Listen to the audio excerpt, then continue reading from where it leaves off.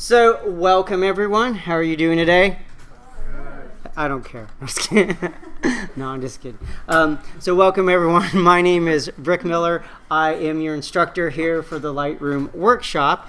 Before I came on to USC, I used to work at Adobe. My name is on the credit screen for Photoshop, also for Premiere Pro, but that's not here. But so the funny thing is, I was one of the content experts at Adobe for Lightroom. However, my name is not on the splash screen for Lightroom, which is kind of funny because I used to go to the product manager, Tom Hogarty. I'm like, hey, when are you going to put my name on there? He goes, oh yeah, just remind me. And then every time I'm like, I would remind him, he goes, oh, we already did that. I'm like, you're killing me. So anyway, so it's on for Photoshop and Premiere Pro. If I ever go back to Adobe, I'm going to make them, the agreements I'm going to have with them, they have to put my name on the credit. It was interesting because with Lightroom, when I used to teach at the Art Center College of Design in Pasadena, Adobe came to us before it was called Lightroom. It was called the Shadowland Project, and they wanted to get our feedback on, what this, application, how useful it would be for us. So we gave them feedback. Then they ended up, changing the name to Lightroom, and then right when they changed it to Lightroom, went public beta. That's when I started working at Adobe. So I left a couple years ago because I was always on the road, and I never got to go to my house in Pasadena. So I decided I wanted to be back. And then USC is like, hey, you want to come back teaching? I'm like, yeah, sure. So I'm here. So you're stuck with me. So I use Adobe Lightroom. I use the Adobe applications in a professional workflow environment. So a lot of the times I'll travel to Hawaii to go photograph. I get paid to photograph, bring my equipment there. Although this last time in December when I was in Hawaii, I was just there for fun. And this is typically what I'll do is I'll shoot, from my camera directly either into a laptop on location, or I'll just shoot it and then I'll transfer it. So I'll show you the beginning to end. Hey, it's good to see you again. So good. How was your break? Awesome. Huh? Oh, awesome. Congratulations. So this is, me photographing. Well, this is not me, but I'm behind the camera. And so this is, so I use the Adobe applications professional environment. So this is the photos that I did for the movie Drift. This is the model and actress Leslie Ann Brandt. These are the photos that I took. And these are some other photos that I take. And then these were all processed using Adobe Lightroom. These are black and whites.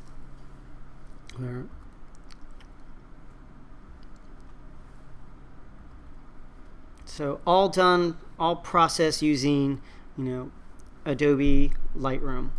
I also used to own an art gallery in Hollywood, but now I just got too busy, so I don't do that anymore. But let's talk about what you can do with Lightroom Creative Cloud Classic. And you're like, what the heck is the classic part? So until recently, you had Lightroom Mobile, which is whenever I would take, cell phone photos, anything that I would post on Instagram or Facebook that I took with my smartphone, I would go ahead and use the Lightroom mobile app, process that. It's sort of like Lightroom on your mobile phone. It's like really awesome and it's free. And then there was Lightroom 1, 2, 3, 4, 5, and then the Creative Cloud happened. So it was Lightroom Creative Cloud. And so recently, Adobe made some confusing change. They changed Lightroom Creative Cloud. They called it Lightroom Creative Cloud Classic, which is the desktop application, and Lightroom Mobile they changed to Lightroom Creative Cloud. So there's the confusion, and people are still trying. It is stupid marketing, thing, and people get confused. So what can you do? Yes. Does it matter which one you have installed on there? So today we're going to be doing the desktop one, which is Lightroom Creative Cloud Classic.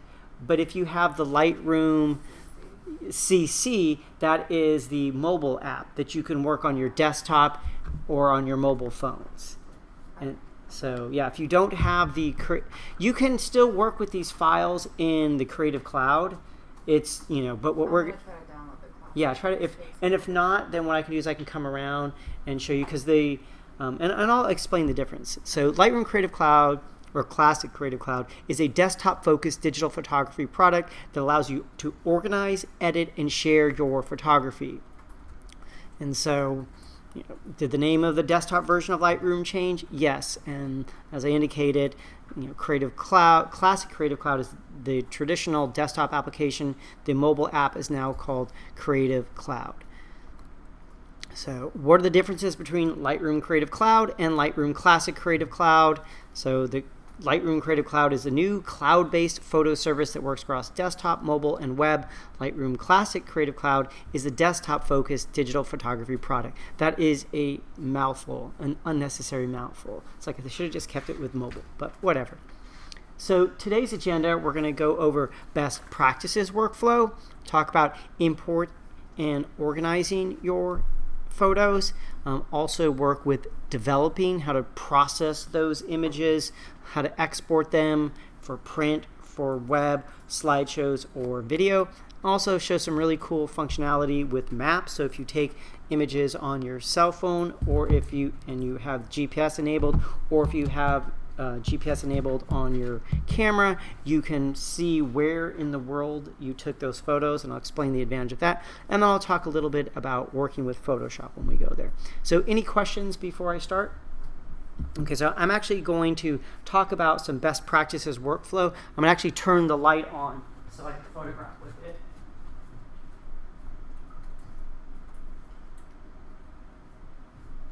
Okay, so the first thing that I'm going to do, whether I'm photographing with my smartphone or whether I'm photographing with camera, is I like to have some neutral reference point when I photograph. So I use a color checker card right here. This is by X-Rite, and people used to call it in the old days, it was the Graytag Macbeth color checker card.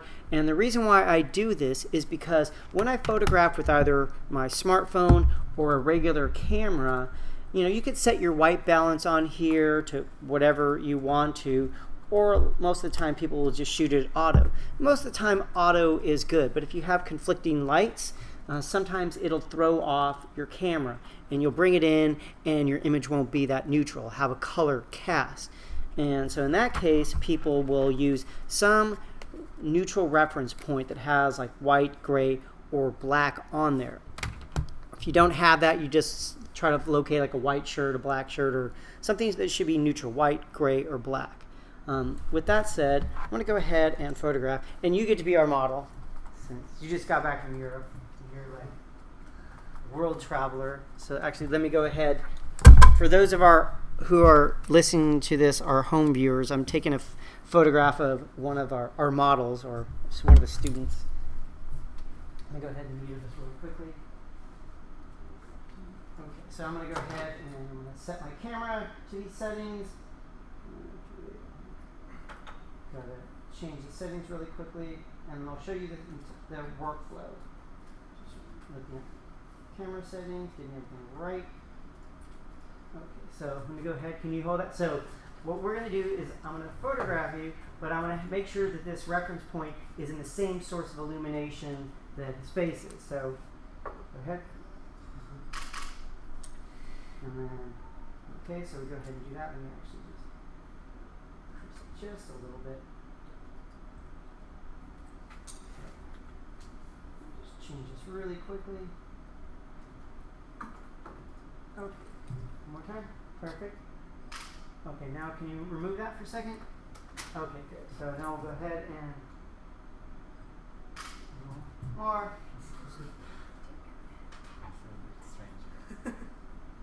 You look strange. Ready? Oh, let's change them back. You change them all. Yeah, let me come back to a little bit. Need a little more. Ready? 1, 2. Okay, good. So now what we're going to do is, now that we have these images, I'm going to go ahead and I'm going to bring them into Lightroom. So let me go ahead. Weren't you using Photoshop before? We'll use Photoshop. So the question is, should we be using Photoshop first? Oh, trust me, we'll be using Photoshop. No, just kidding. So I'm going to open up Lightroom Classic as opposed to Lightroom Creative Cloud. So I'm going to go ahead and open this up. And I'm going to create a new catalog. So File, New Catalog, and I'll save this as USC Test. Need to type in USC first. I'll copy USC Test. And I'm going to save this to my desktop. And I'll just go ahead and so my desktop, I'll save it inside my workshop folder. And I'll create a new folder call this test. Okay, so I'm just saving this into this test folder.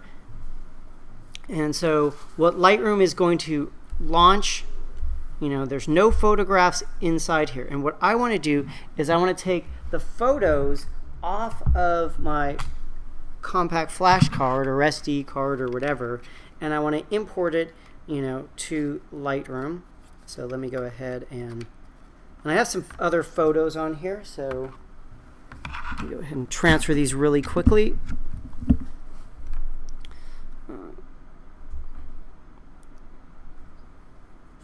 Oh, so it's giving us a little preview. So I'm going to go ahead, and these images came in, and I just want to transfer some images really quickly. So I'll bring these ones in right here. And what I'm going to do is I'm going to transfer them, like they're right here off of the card. And so what I can do, I just want to show you, I have other images in there. These were some judo and jiu-jitsu photos. But what I want to do is I want to import just the photos that I took, not everything on here. So I'm going to show you how to do that.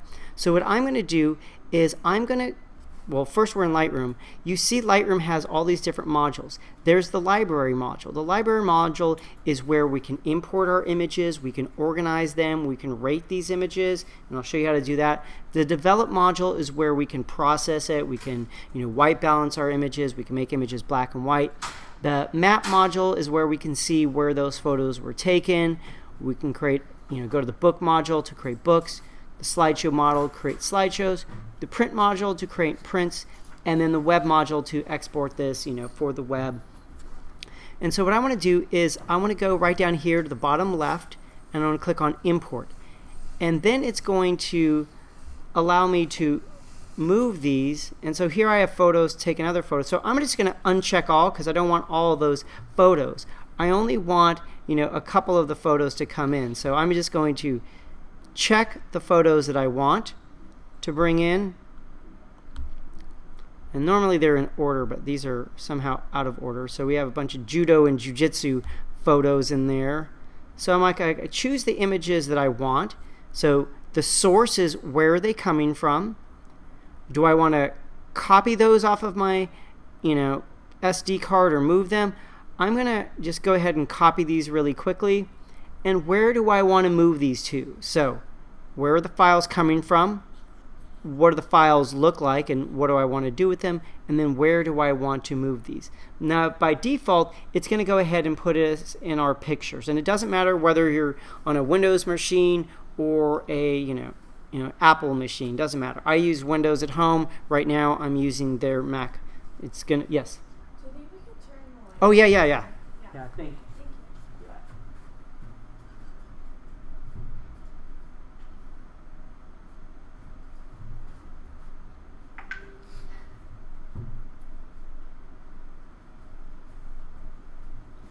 Okay.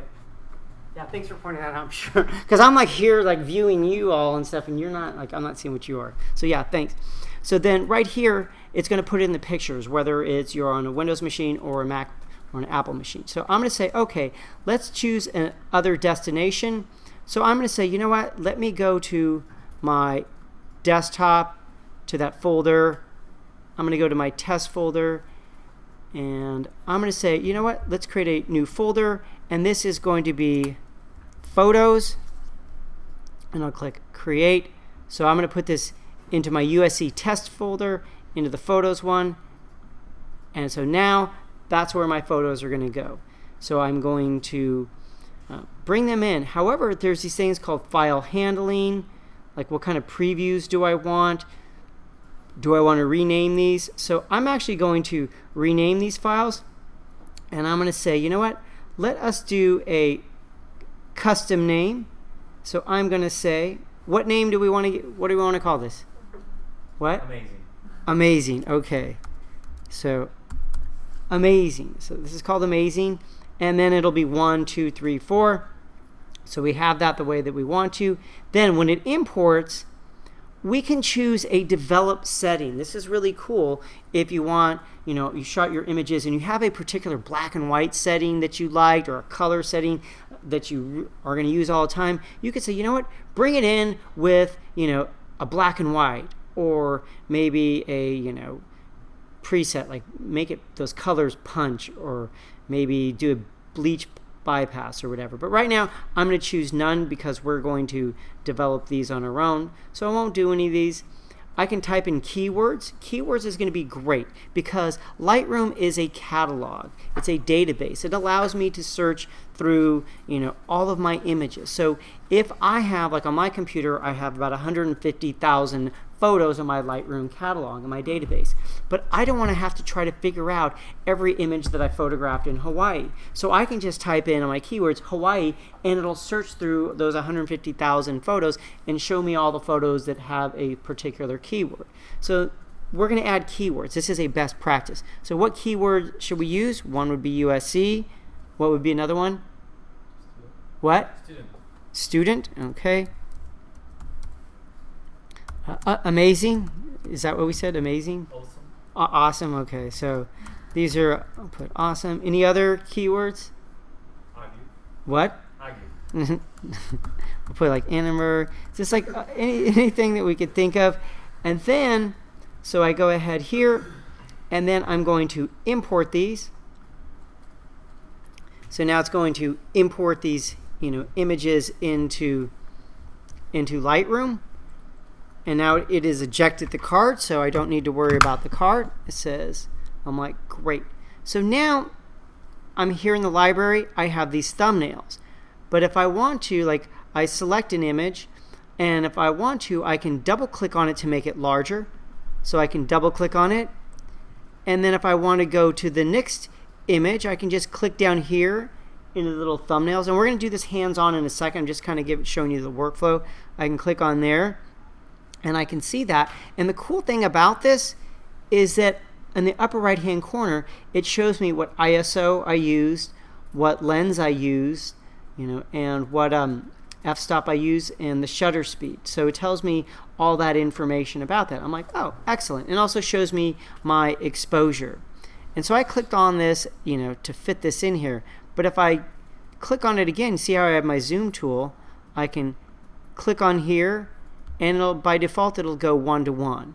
And what I like to do is I like to go down to these little neutral reference points and look at the colors change when I go to the develop module. In the develop module, as soon as I click on it, these panels, and this is kind of cool, the first time you open this up, it tells you what the develop module is all about.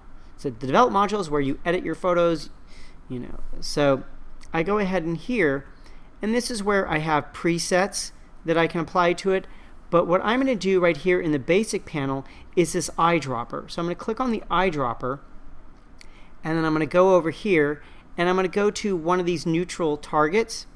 And you can see right here, when I put my cursor over what should be neutral, it tells me what those values are. It says red value is 80.9%. Green is 78.7%, and blue is 69.9%.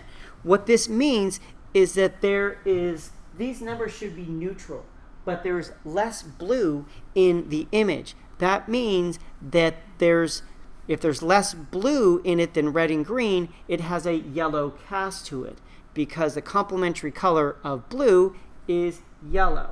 So red, green, and blue are the three primary colors of the additive system. Cyan, magenta, yellow are the three primary colors of the subtractive system. So if you have less amount of one color, then you're going to have a cast of its complementary colors. So if I go ahead here and I click on this neutral color, watch how the colors in the image shift and how those numbers shift. So I'm going to click on there, boop, and so now we have a neutral color. So if I go over here and I do that again, those numbers are almost like this identical. And then if I just click back on here, see how it neutralized that image? Isn't that cool? But the great thing about this is that, all of your, like if I shot like 500 photos, of you, like I don't want to have to do this to every single photo. That's why I use that one reference shot.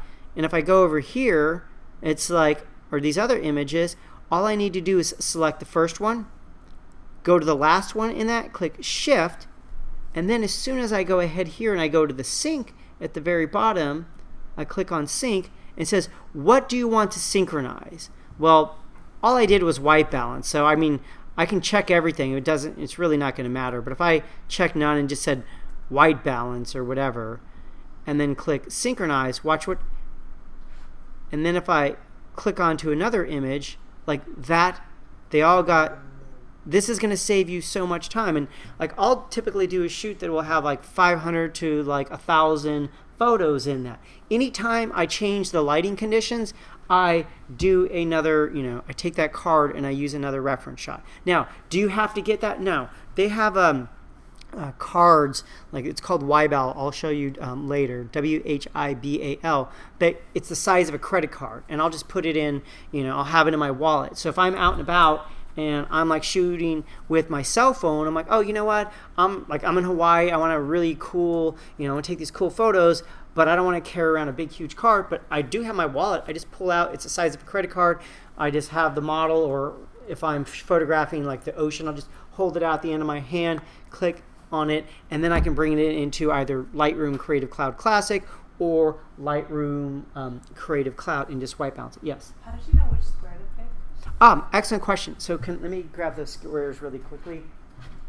So on here, now the YBL card, and actually I probably should have just done this. There's one large, gray card and stuff, and that would have been probably the easier one. You just find something that should be neutral. And so what I did is I can click on the white, the neutral gray, one of the neutral grays, or one of the black ones. So these colors down here are all neutral. When I say neutral, they were built to reflect equally red, green, and blue light.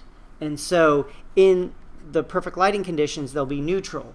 If you go into Lightroom or Photoshop and you put your cursor over it and it shows that it's not neutral, that means that, the lighting conditions of your camera didn't record it as neutral. And so these were made to. Now, if someone has a white shirt or a black shirt, or you're going on a piece of paper, there might be UV brighteners or dyes or other stuff. So it looks white to us, but our eyes adapt to colors really quickly. So we might think it's white, but it's really not white. These were created specifically. They measure each one of these before they send these out to be neutral. Now you're like, I don't want to carry this big huge thing around me. And like I said, there's a Wibal card. It's WHIBAL. You go to wibal.com. They sell ones that are the size of a credit card. You can just put it in your wallet, and then you can just click on that. This will save you so much time, and it makes, yes? Is it possible to white balance also with the other Lightroom application? Yeah, CC? both of them you can do that. You could do it on your mobile phone. Oh, okay. Yeah, and so like when I'm like out and about, like when I was in Hawaii, I mean there's stuff that that I don't want neutral. I want to warm it up and cool down. I'll show you that. And like I said, we're going to be doing this hands-on in just a second, but I just kind of wanted you to see the workflow, and then we'll do it hands-on. So when I was in Hawaii, I was doing like cell phone ones, I just took like the little small white, the neutral reference point. I just took a picture of that, and then I brought it into Lightroom Mobile, which is now Lightroom Creative Cloud, and I just chose the white balance eyedropper on there, and I clicked it, and then I can sync up my other photos. It makes it very easy for me. So you don't have to just be working on the desktop application. But another cool thing about this is if I zoom in here, and I see all of these other colors, and if I got my eyedropper, and I'm like, okay, if I go to yellow, like look right here. If I go to yellow, it's going to make this image blue, which is the complementary color of yellow.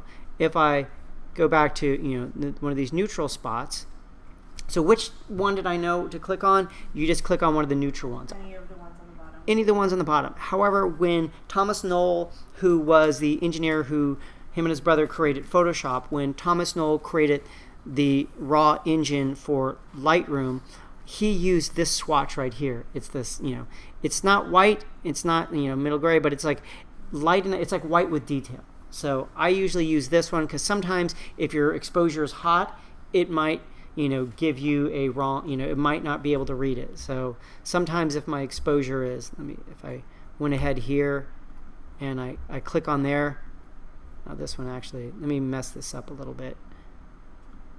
So if I go ahead here and I click on there, oh, actually I did it on there, but sometimes you'll get something where it'll say that the exposure is too hot and it won't allow you to click on it. So that's why I usually go here, because it's white with detail. But like for creative purposes, you can click on something else. Like I can click on this brown and it'll go ahead and make it look, different color. Or green, we'll go ahead and go to like magenta. So you just, you can use these for creative purposes. Then once I get it, I sync it up, and now I have, all of my images the way that I want.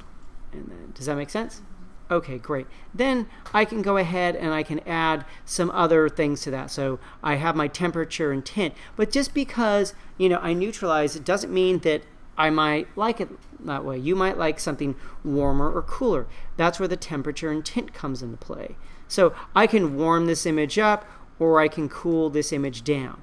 But we're like, well, why didn't you just do that originally, Rick? Well, the reason why I didn't do that way is that what I prefer to do is, if I neutralize, like if I say, okay, maybe this image needs to be a little more blue, but I'm trying to bring this to blue to neutralize it, but it just seems like there's some green in there.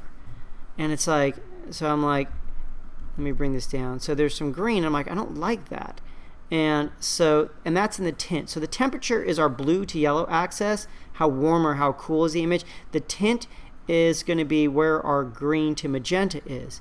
And so the reason why I like to at least white balance first off of that neutral reference point, and then let me go ahead here and sync that back up,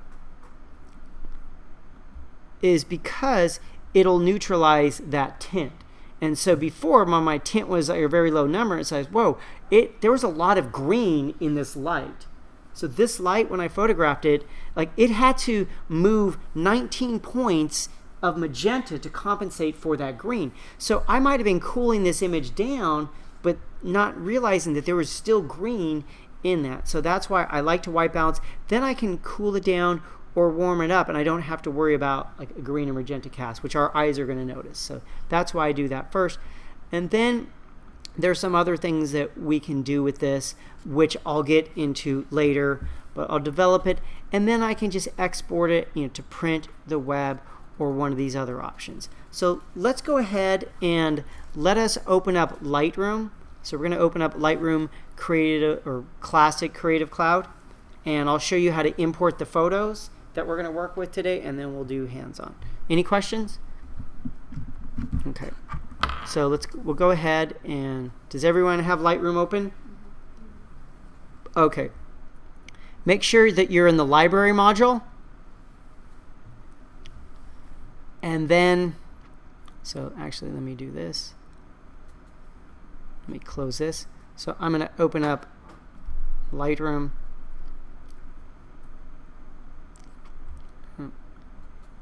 And then let's go File. Whoops. We'll go File. Whoops, actually, let me go ahead.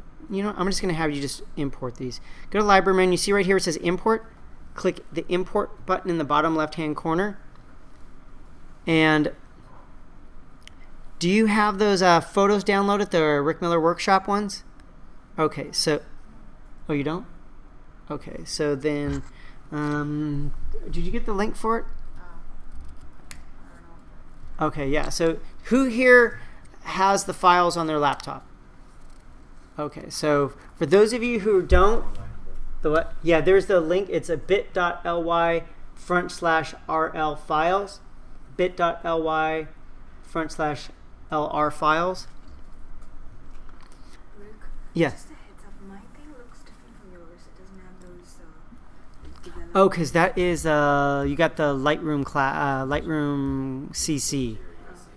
Oh yeah, so there's one of the things I mentioned is that earlier, right before you came in, Adobe changed Lightroom Creative Cloud to call it Lightroom Creative Cloud Classic, and the Lightroom Mobile, they changed it to Lightroom Creative Cloud, which has confused everyone.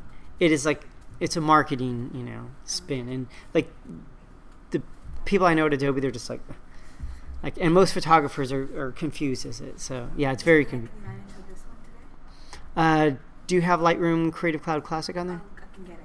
Okay, if not, if for those of you who have the Creative Cloud and not the Creative Cloud Classic, and like I said, Adobe just made this change and it's confused everyone. So don't worry that you're confused, because everyone is confused by it.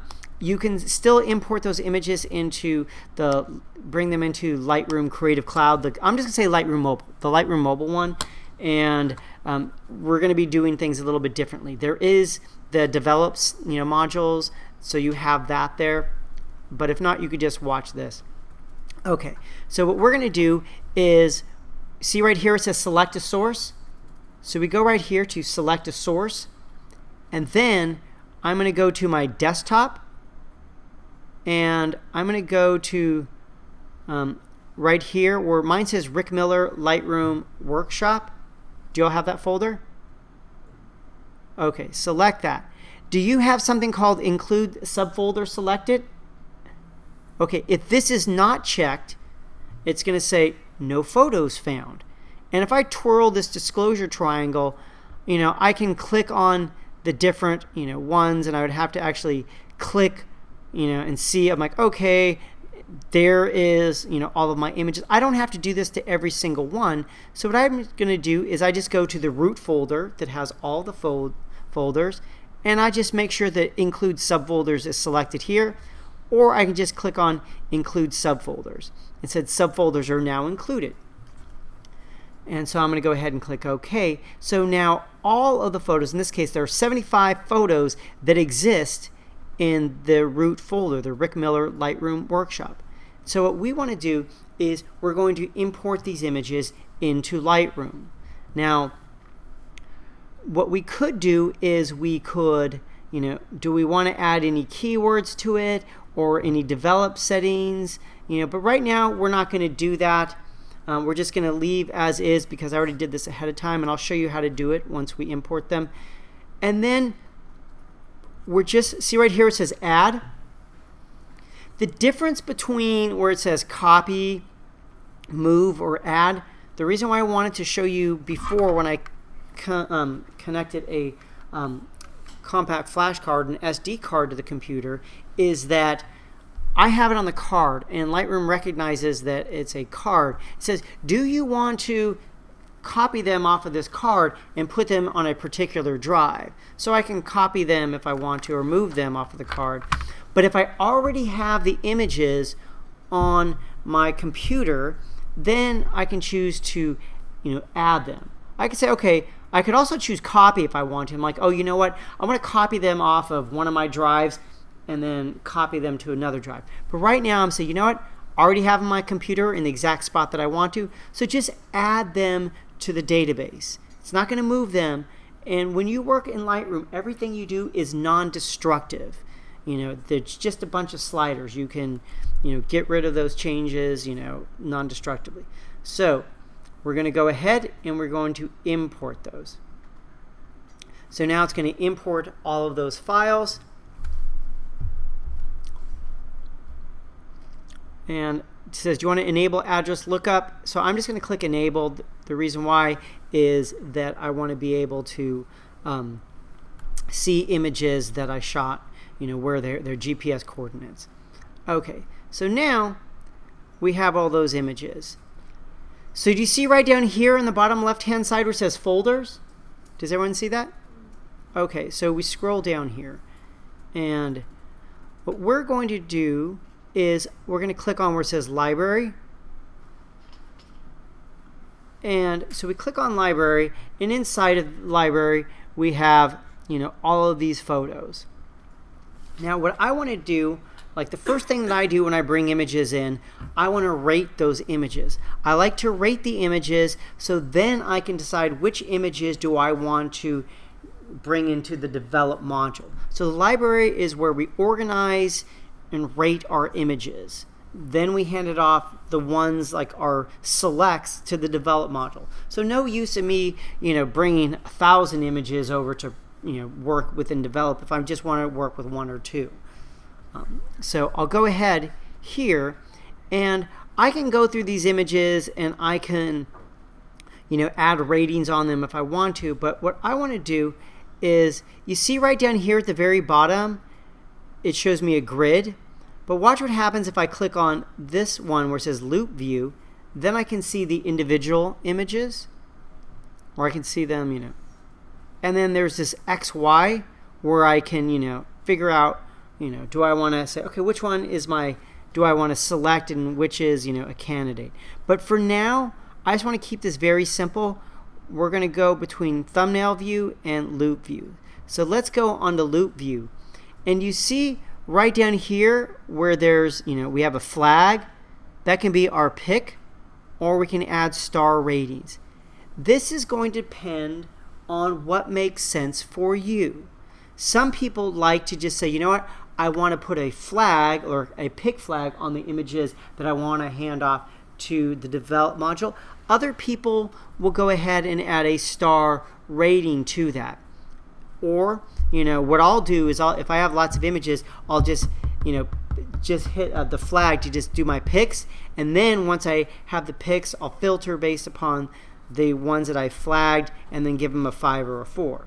So let's start with just doing our picks for right now. So you see right here where this is a flag.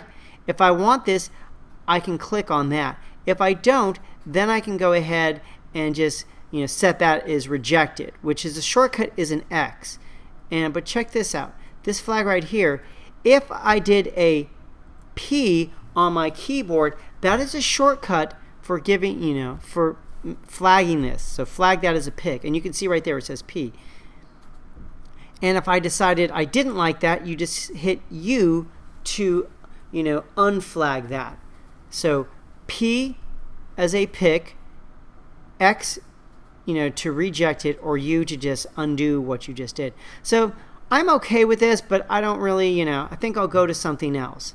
So I can, on my keyboard, hit the right arrow key to go to the next image. I can do that, or I can go down here, right here to the thumbnails. So I don't have to go in order. I can just click on any photo if I want to. But typically what I'll do is I'll start here, and then I'll go here. I'm like, that's not going to be my pick.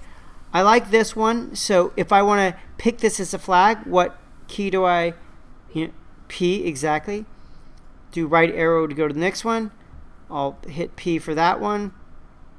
Now, I like this image, but one of the problems that I have, it's trying to be this Wild West town, but unfortunately, it doesn't, there's this cowgirl, but you have these photographers who, are wearing shorts and tennis shoes and have a modern camera, and they don't look really Wild West. So it really kind of kills the believability of this being a Wild West. Normally I would just delete the photo, but fortunately now I can use some options, some functionality in Photoshop, like content aware removal tool, to remove these people from it very easily.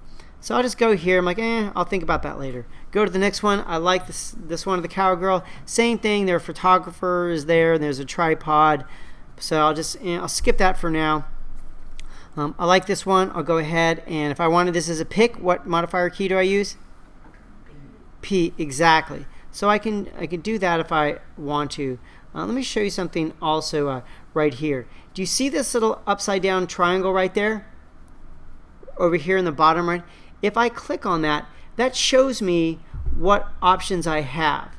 I want you to click on sorting, and then I also want you to click on color label.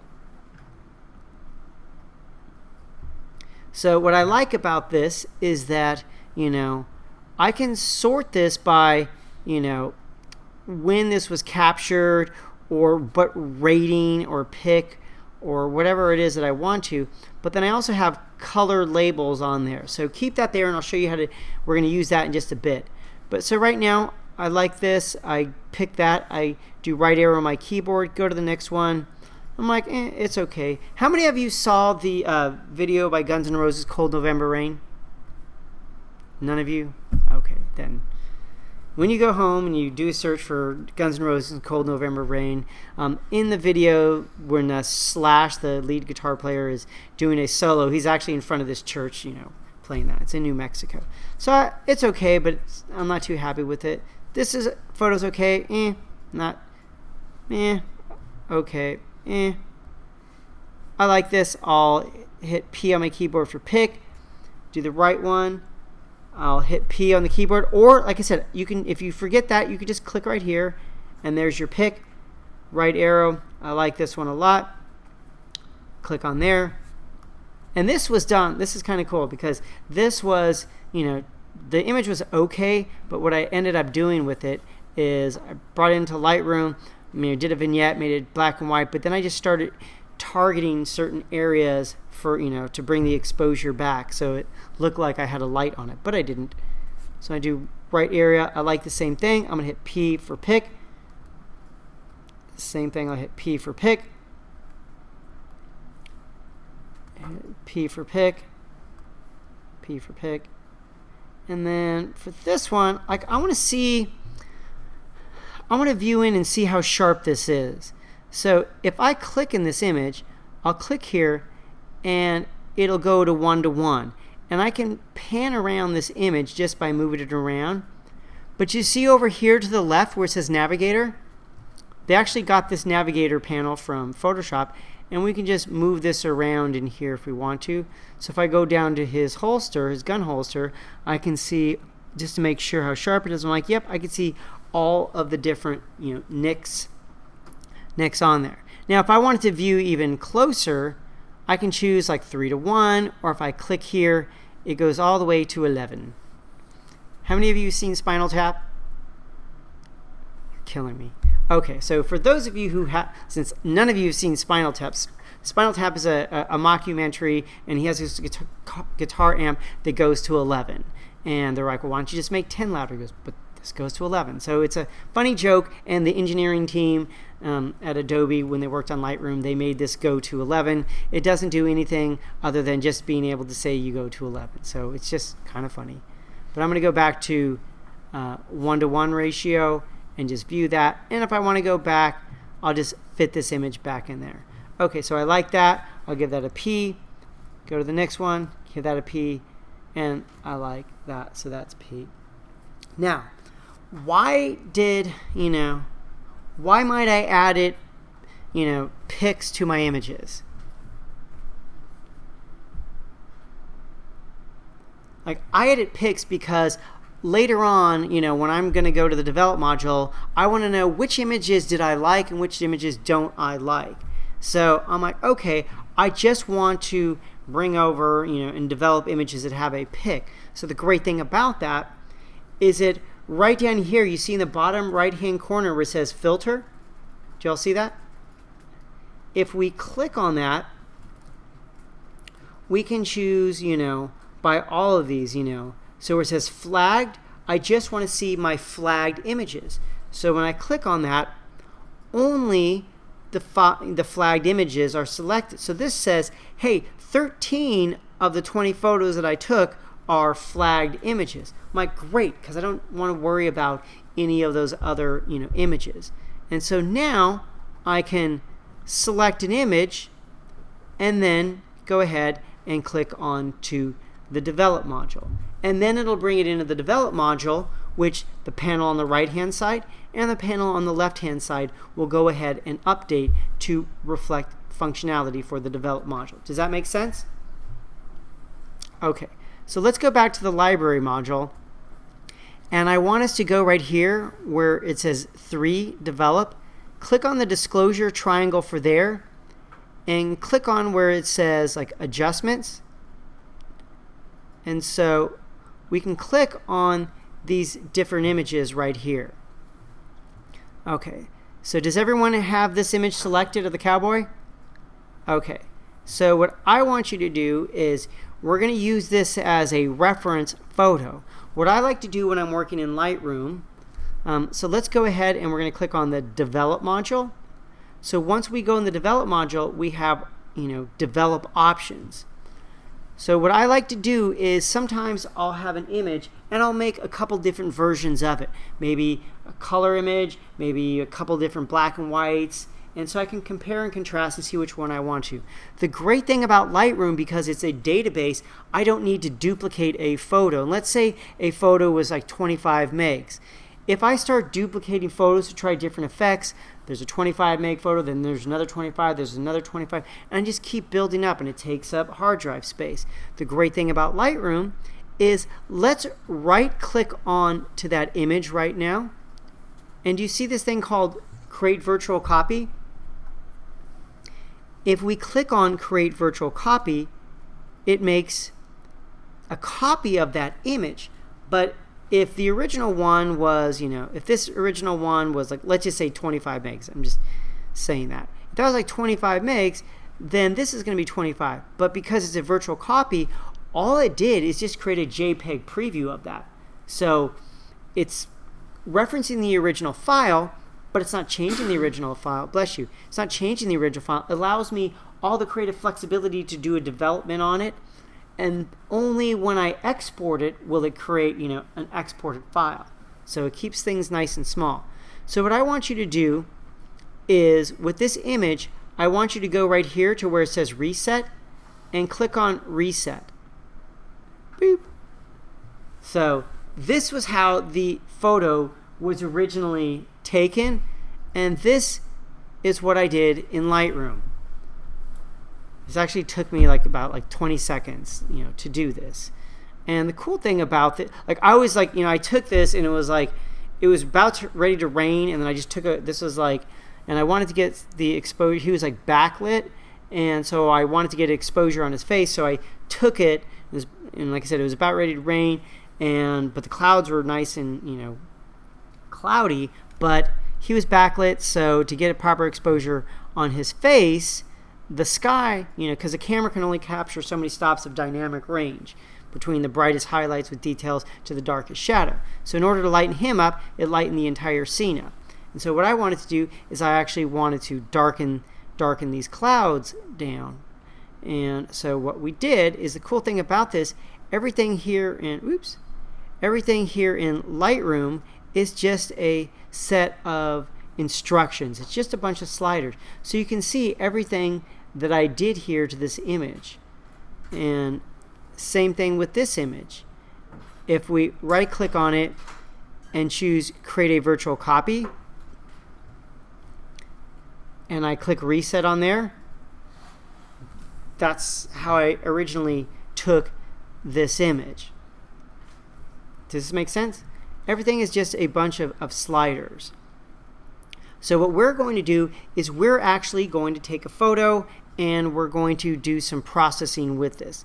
So let's go back to our library module, and let's click where it says B&W for black and white.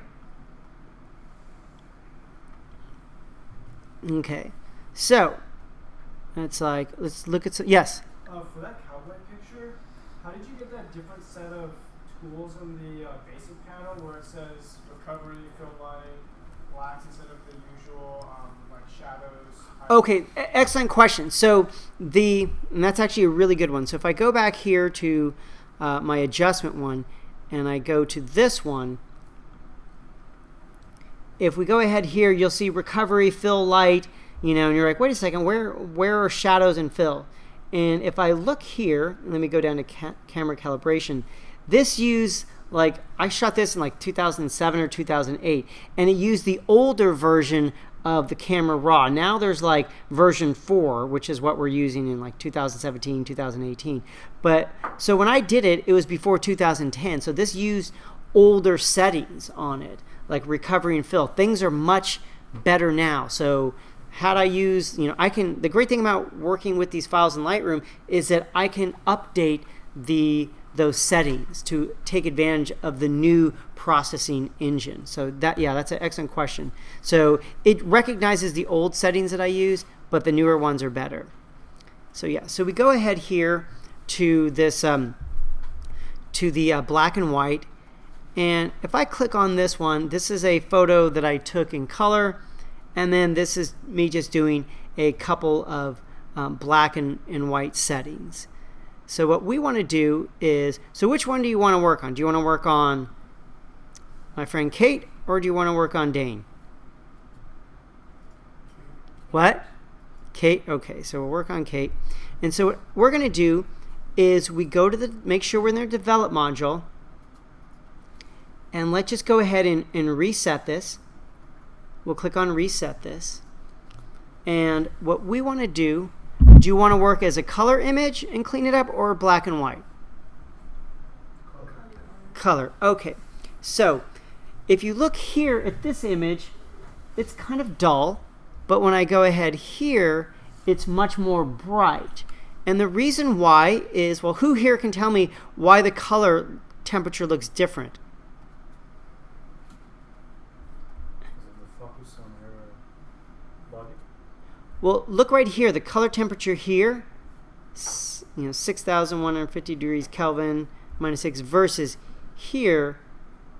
Oops, let me go ahead here. Actually, the color temperature is the same, but the exposure is different. So if I reset this, what we can do is I'm looking at this image, and and I want it to pop a little more. It looks a little dull.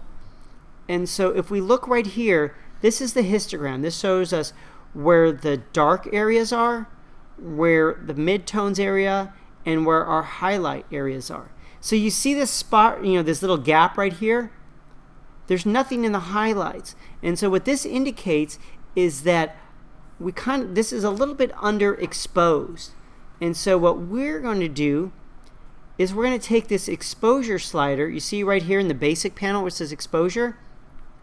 We're going to take that exposure panel and we're going to drag it, and we can drag it till we get data right here at the very edge, or you can just click in here, zoom into 1:1, and drag the exposure slider to what you think is an appropriate amount with detail.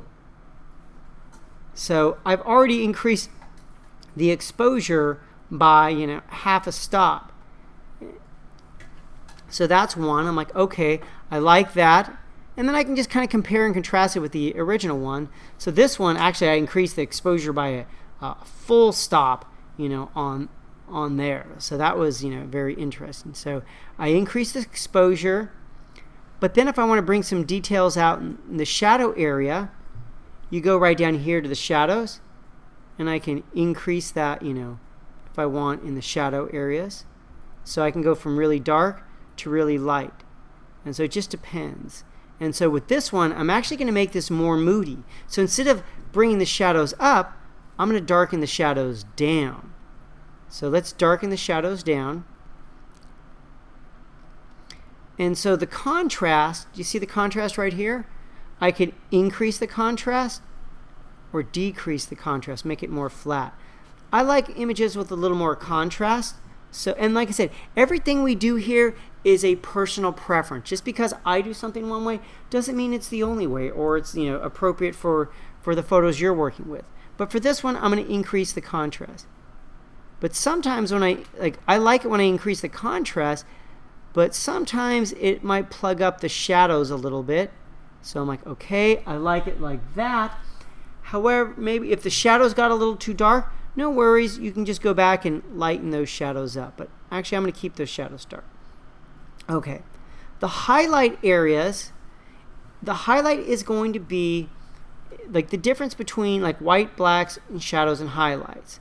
So, and exposure. Exposure lightens up the entire image. Like you can increase the exposure and increase the exposure in the entire image.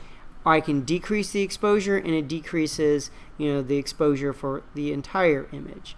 It's, not that refined. And it's okay in a lot of instances. But let's say you want to just concentrate on, the highlight areas, like, specular, or like face right here. If maybe I lost some detail in the skin, I can drag the highlights down and see how it brings back like that highlight detail. So that's good for bringing, stuff back if you want to. What's the difference between highlights and whites? Well, highlights are going to be the very, very brightest, highlights with detail. White is going to be, it's not going to be too much in the highlight area, but it's still, that white with detail. So I can bring that up a little bit if I wanted to. Okay, so I get that the way that I want to. And then blacks are going to be, if I go here to blacks, I can make that even more rich. And I'm going to do that. I'm actually going to bring the blacks down.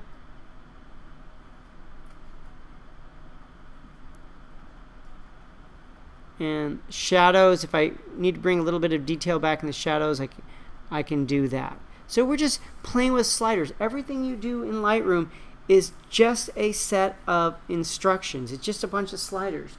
Nothing we do here is destructive, and this is one of the advantages of working with Lightroom as opposed to Photoshop. Everything you do in Photoshop, you've kind of, you have to work on layers. You kind of have to commit yourself to it, except if you're working with like adjustment layers. But everything in Lightroom is just a bunch of sliders. Now, there's this thing called clarity.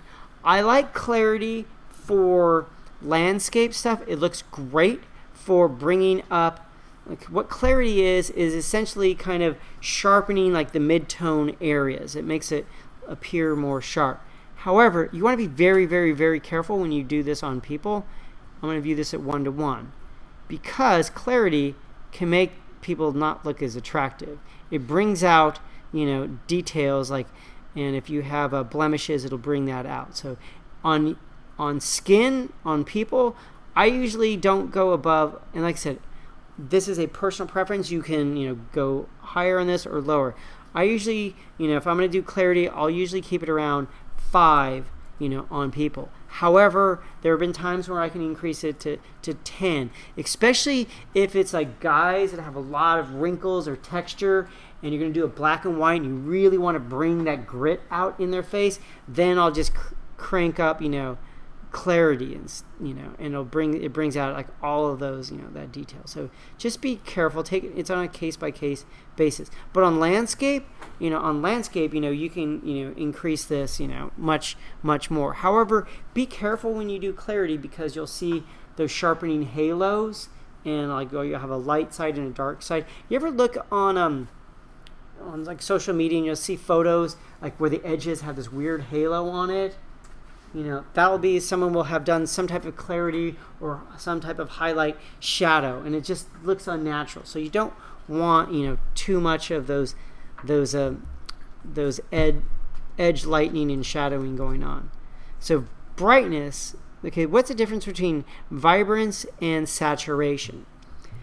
Saturation and vibrance are equally, vibrance is saturation. However, if I crank saturation all the way up to 100, it looks crazy. Like the colors start clipping and it looks ridiculous. Saturation increases the saturation for all the colors. It doesn't have any concern whether a color is already brightly saturated or if a color, has a little bit of saturation. Oh, and incidentally, if you want to bring back that value to the original, the 0, just double click on any of these. Like if I double click, and now it puts it back to 0.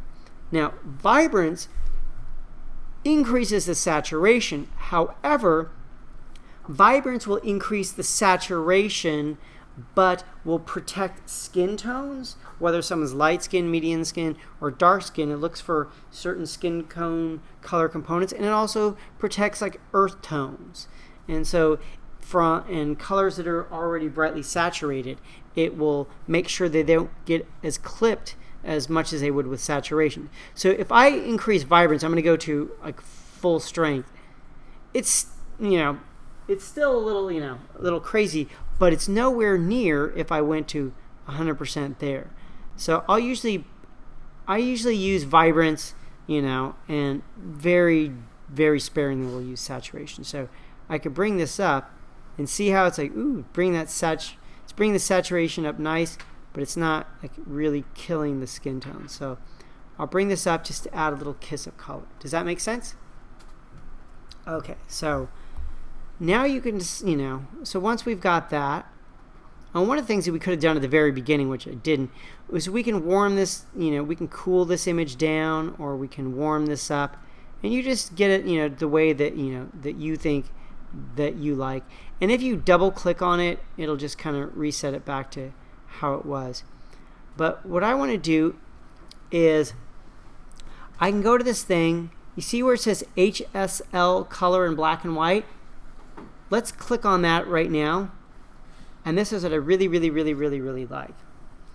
there's a thing called hue, saturation, and luminance. Hue is the color of, you know, an image. And actually, let me open up. Is there Photoshop in here? I was going to open up Photoshop for a second. Damn it. So hue would be what that color is on a color wheel, whether it's, you know, 0 to 360. It's like what that hue is, that color on the color wheel. It's like red, orange, yellow, green, blue, indigo, violet, whatever. Saturation is the intensity of that color, and luminance is how light or how dark that image is.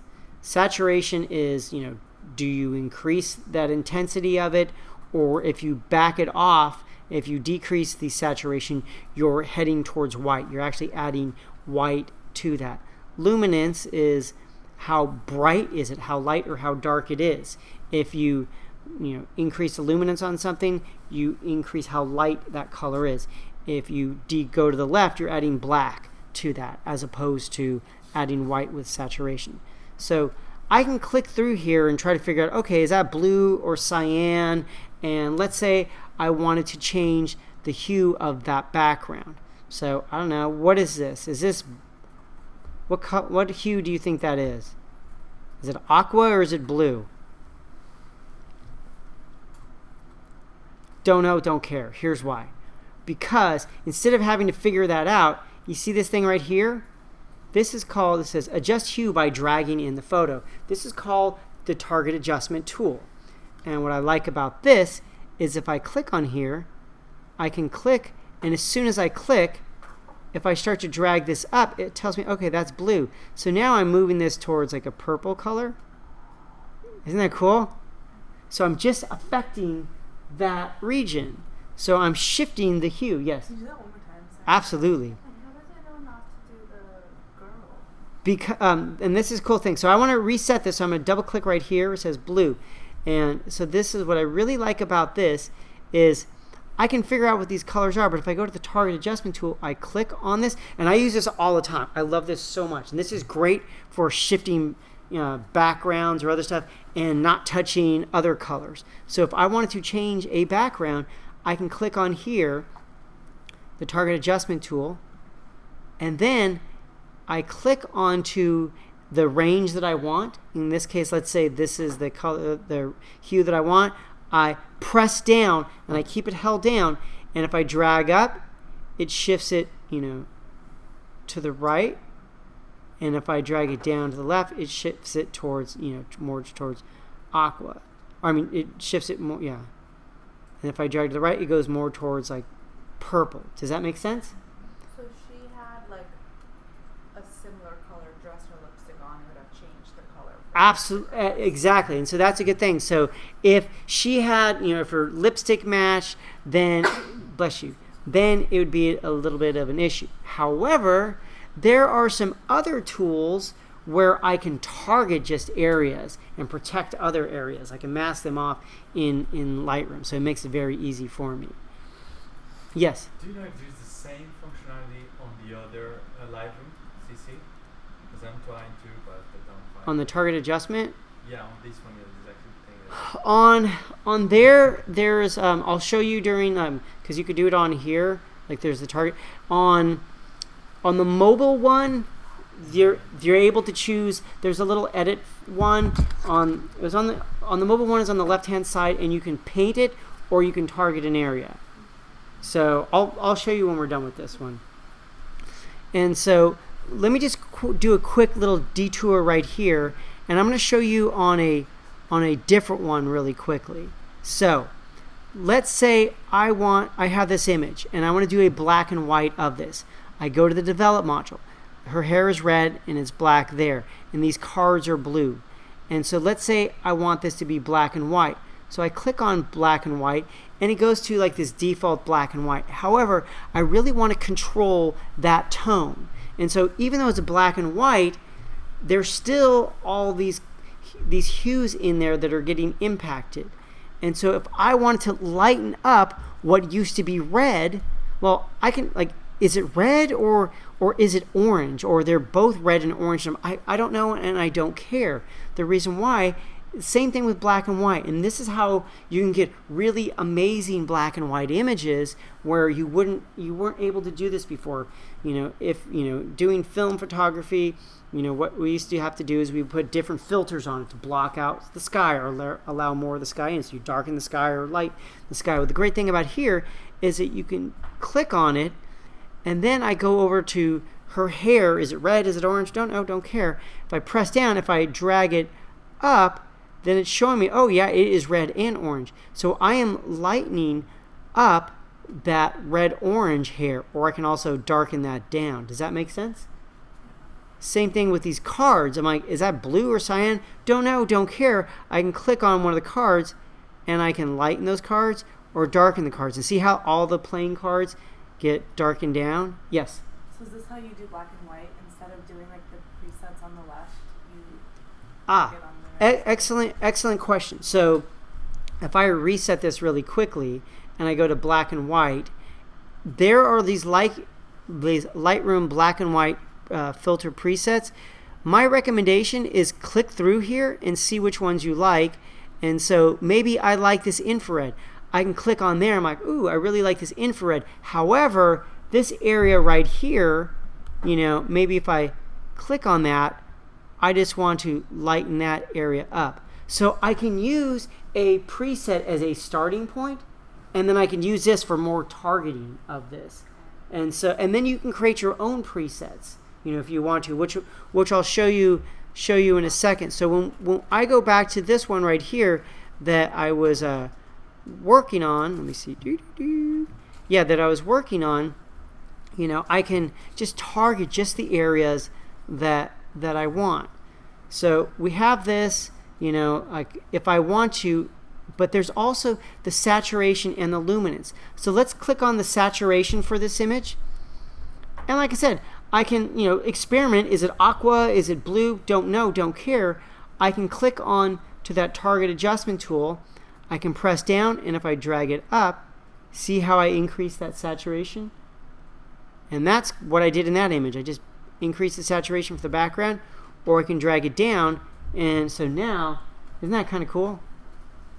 So now I've gotten rid of all the saturation, so it's like, wait a second. So now it looks like I photographed this on, a black and white background. So this gives you so much control, and it tells me that this was aqua, and blue. I'm like, okay. So I could just bring this back to increase, the saturation if I want to. Does that make sense? Now, luminance is how light or how dark this is going to be.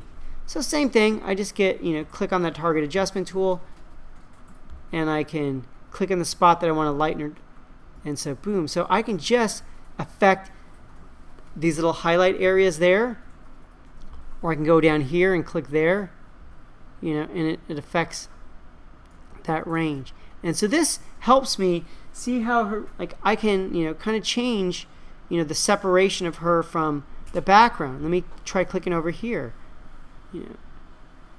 Does that make sense? So I've changed the hue. Well, I didn't change the hue, but I changed the saturation and the luminance on that, and I can increase this if I want to. So now I have it just the way that I like. Does that make sense? Okay. So that's really cool. And one thing that I really, really, really love to do is, let me go down here. I'm going to go down to where it says, see where it says, let me see which one do I want to show you guys to do. Did I see if I want to do the calibration? I want to try to keep this very easy. One of the things that I love to do is, see right here it says camera calibration. Let's go to camera calibration. Camera calibration, essentially what this does is, like when your camera captures something, it has a fingerprint of how it sees color. Each camera sees color uniquely. And what Adobe did is they created these profiles. So it says, oh, Rick is shooting with this, with the Nikon D700.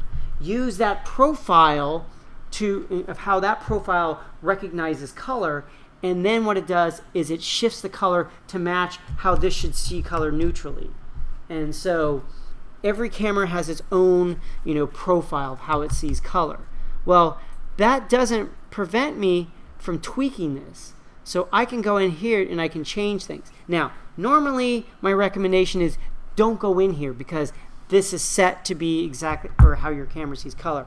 However, one of the things that I love doing on skin tone for my cameras is I go down to the blue primary and watch what happens when I increase the saturation. It just, like, I don't go too far on it and stuff because then it gets too yellow.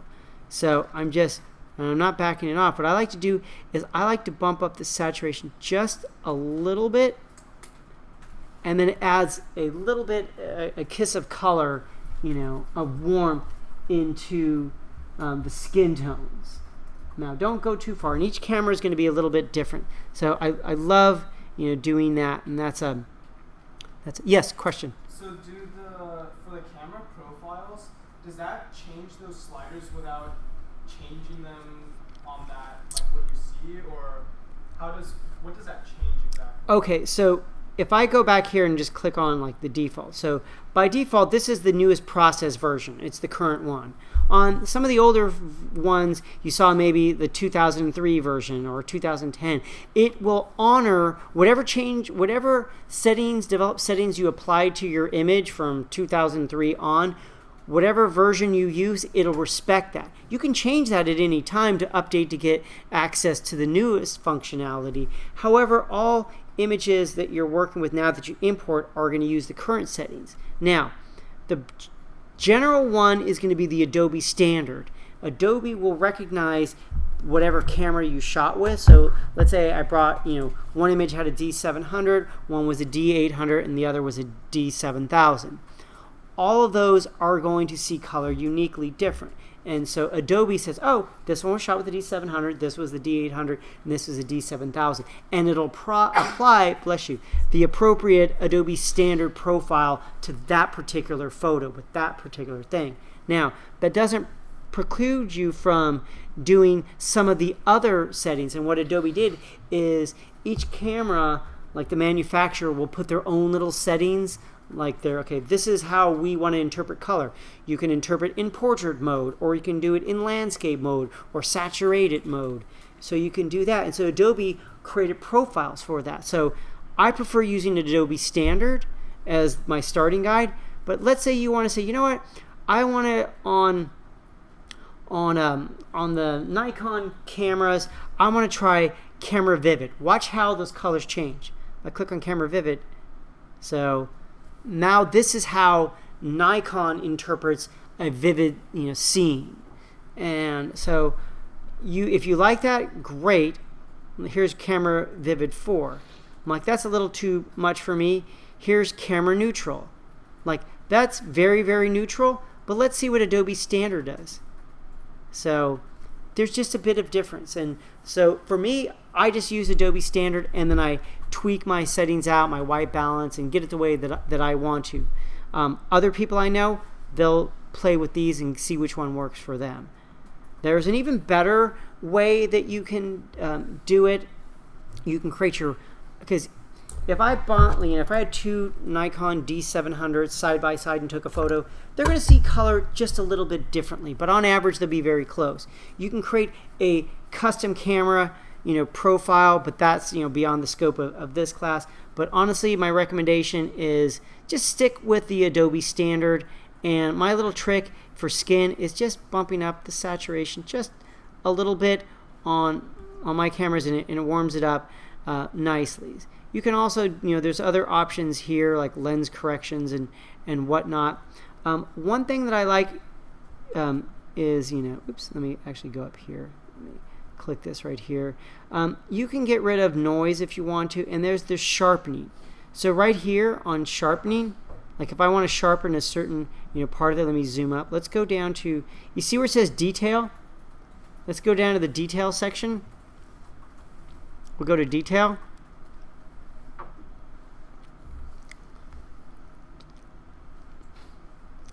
And on detail, see this right here? It says adjust detail zoom area by clicking in the photo. So click on that, and then go over the area that we want. So let's say if we want to see the detail on her lips, we click there, and now it repositioned that into the lip area. Does that make sense? And so when we're doing this, so I have this, and I can increase the sharpening if I want to, and it might be, like I said, if you want to see this a little better, I can do the 1-to-1, and I can view this here if I want to. So I can increase, like, let me go to a ridiculous amount so you can kind of like, so I'm like, see how bad, like I can view it there, or I can see it on the photo. So see how much texture it brought out, which is not a good thing.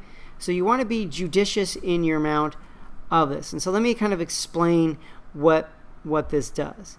So what sharpening does.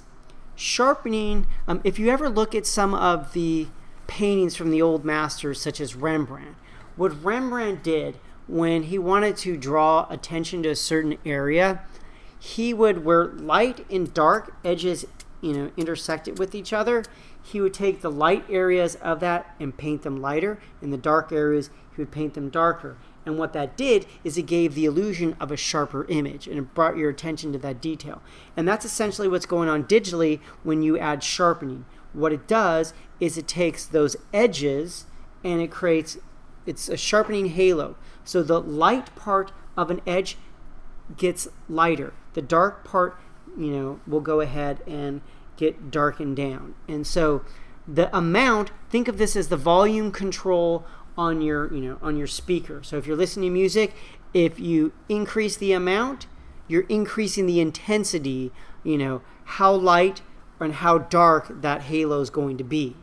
So the higher the amount, the lighter and darker the halo will be. The radius is how thick. What is the radius of that sharpening halo? A lower number will be, like if let's say I crank this up and let me zoom in to, let me go 2-to-1. So if I increase this to, and I start it, going here, let me go even more. Let's go 3-to-1. Okay. Look at right here. If I bring this radius down very low,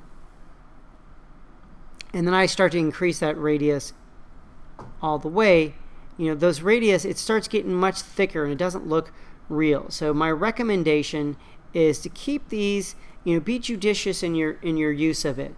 So the amount is the intensity, of that. The radius is how thick that sharp. I usually use the radius in the default setting. And then your detail is, let me increase this all the way. If I increase the detail all the way to 100%, it includes all of the detail in the image to be included in the sharpening. That's not what we want to do. Instead, I bring that, detail down. So this helps us. This helps us not include artifacting, noise pixels, or things that we don't want to include. And masking is kind of cool. This is a little hidden trick that most people don't know about. So if you hold the Option or Alt key down on your computer, Option on the Mac, Alt on Windows, and then press down on masking, this shows you what is going to be sharpened and what won't be sharpened. So when something is white, it gets sharpened. When something is gray, it gets partially sharpened, and if it's black, it gets excluded from being sharpened. I like using masking to not include, skin, texture. So I'll just I won't get it too white, and you don't want to have like hard edges. So I'll just use a little bit of masking to kind of suppress some of the skin from being sharpened. Does that make sense? So you can bring that out. So I like that, a lot. That's a really cool one. Another thing, when you're sharpening, if you hold Option or Alt on the sharpening, it will allow you to see the sharpening just in the context of a black and white, because sometimes the color will get in the way of helping you make proper decisions. So I just use that. And then see right here, if you did the same thing with Option or Alt on the radius, this is what it looks like if the radius was low. But see how if I start increasing the radius, holding the Option or Alt, that is not what you want. That's why you just want these, you want these kind of subtle. And like I said, I usually like the default setting for radius. Does that make sense? Yes. So when you're doing the detail setting, is everything getting sharpened, like not just your face, but the background too? Yes, like if This I, all affects the whole photo. Right? yes, this affects the entire thing. Now there are things that you can do in here. Like if I went ahead over here to, I can use the adjustment brush, and the adjustment brush allows me to paint, you know, sharpness in just a specific area. So this is what's really cool. So if I wanted to just paint sharpness on like her jewelry or just like maybe her tattoos. So let me just do the face really quickly. So if I say, okay, increase that sharpness all the way to 100, and I start painting, you know, just there, and I actually had exposure increased as well. But if I zoom in here really quickly, you know, I painted that sharpness there, it's like it only affected her face. And the cool thing about this is that like I can, you know, see what I'm doing there, and it's just a slider, so I can do it like after the fact, and that makes it really cool. And let me go ahead and close this brush, but I could do this with other things as well. Let me go back to fit that in there. So those are some cool color things, but let me show you some cool black and white things that we can do with this image. So let's click on black and white.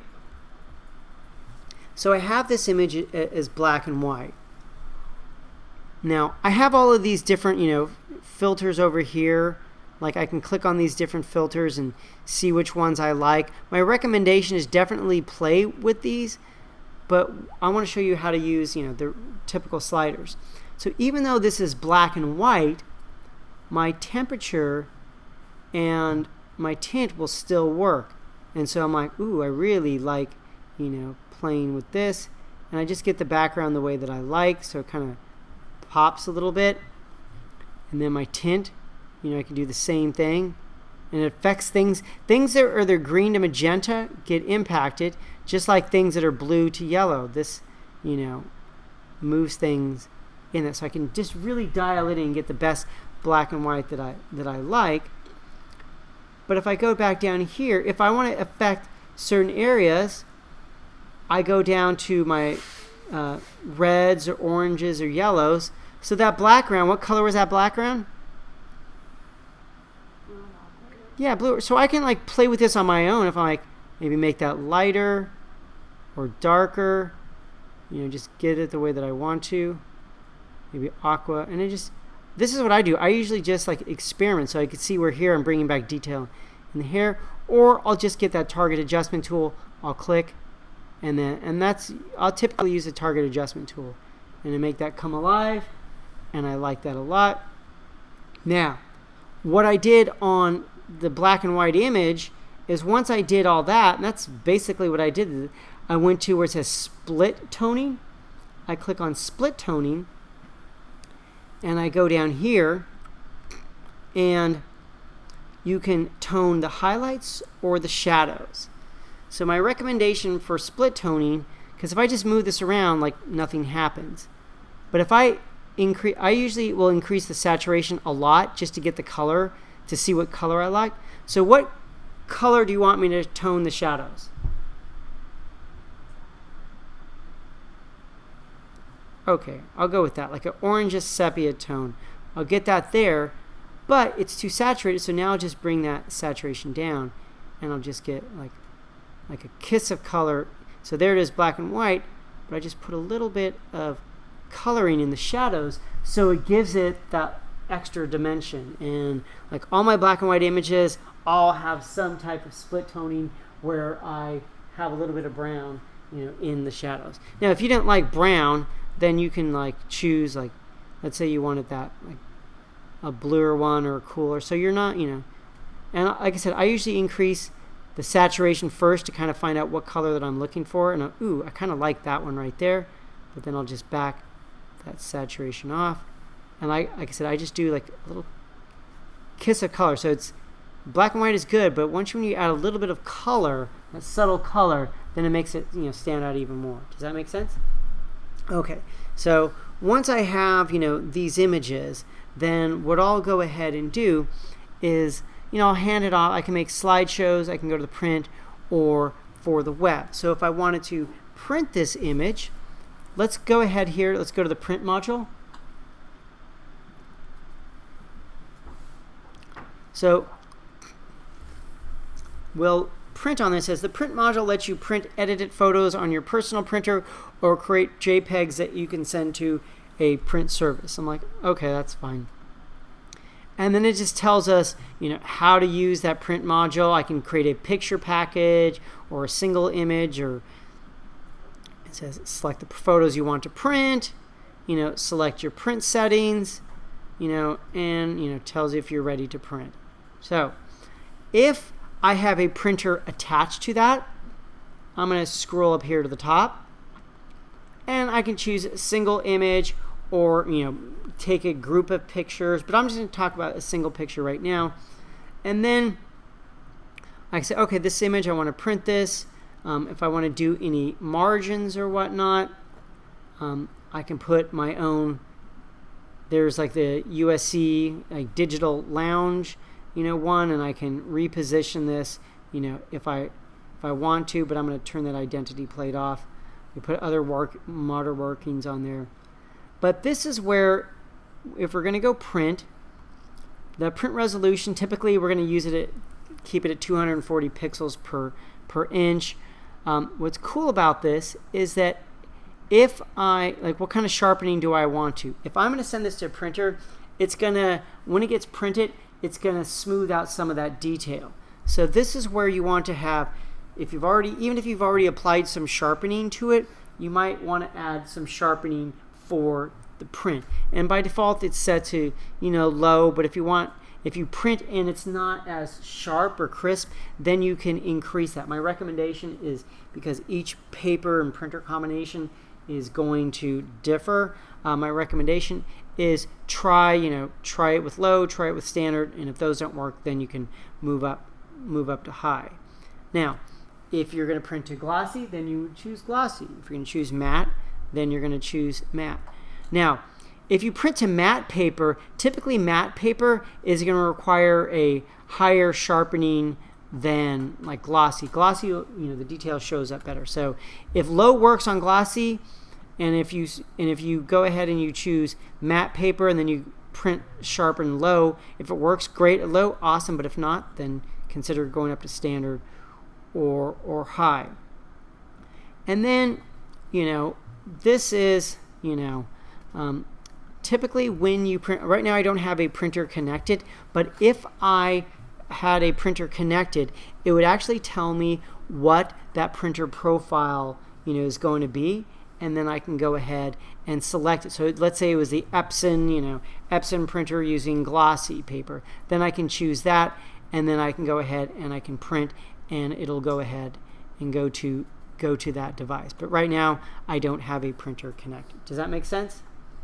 Okay, so if I have a bunch of photos, so let me select all of these photos right here, and I want to go to the web, we click right here to web,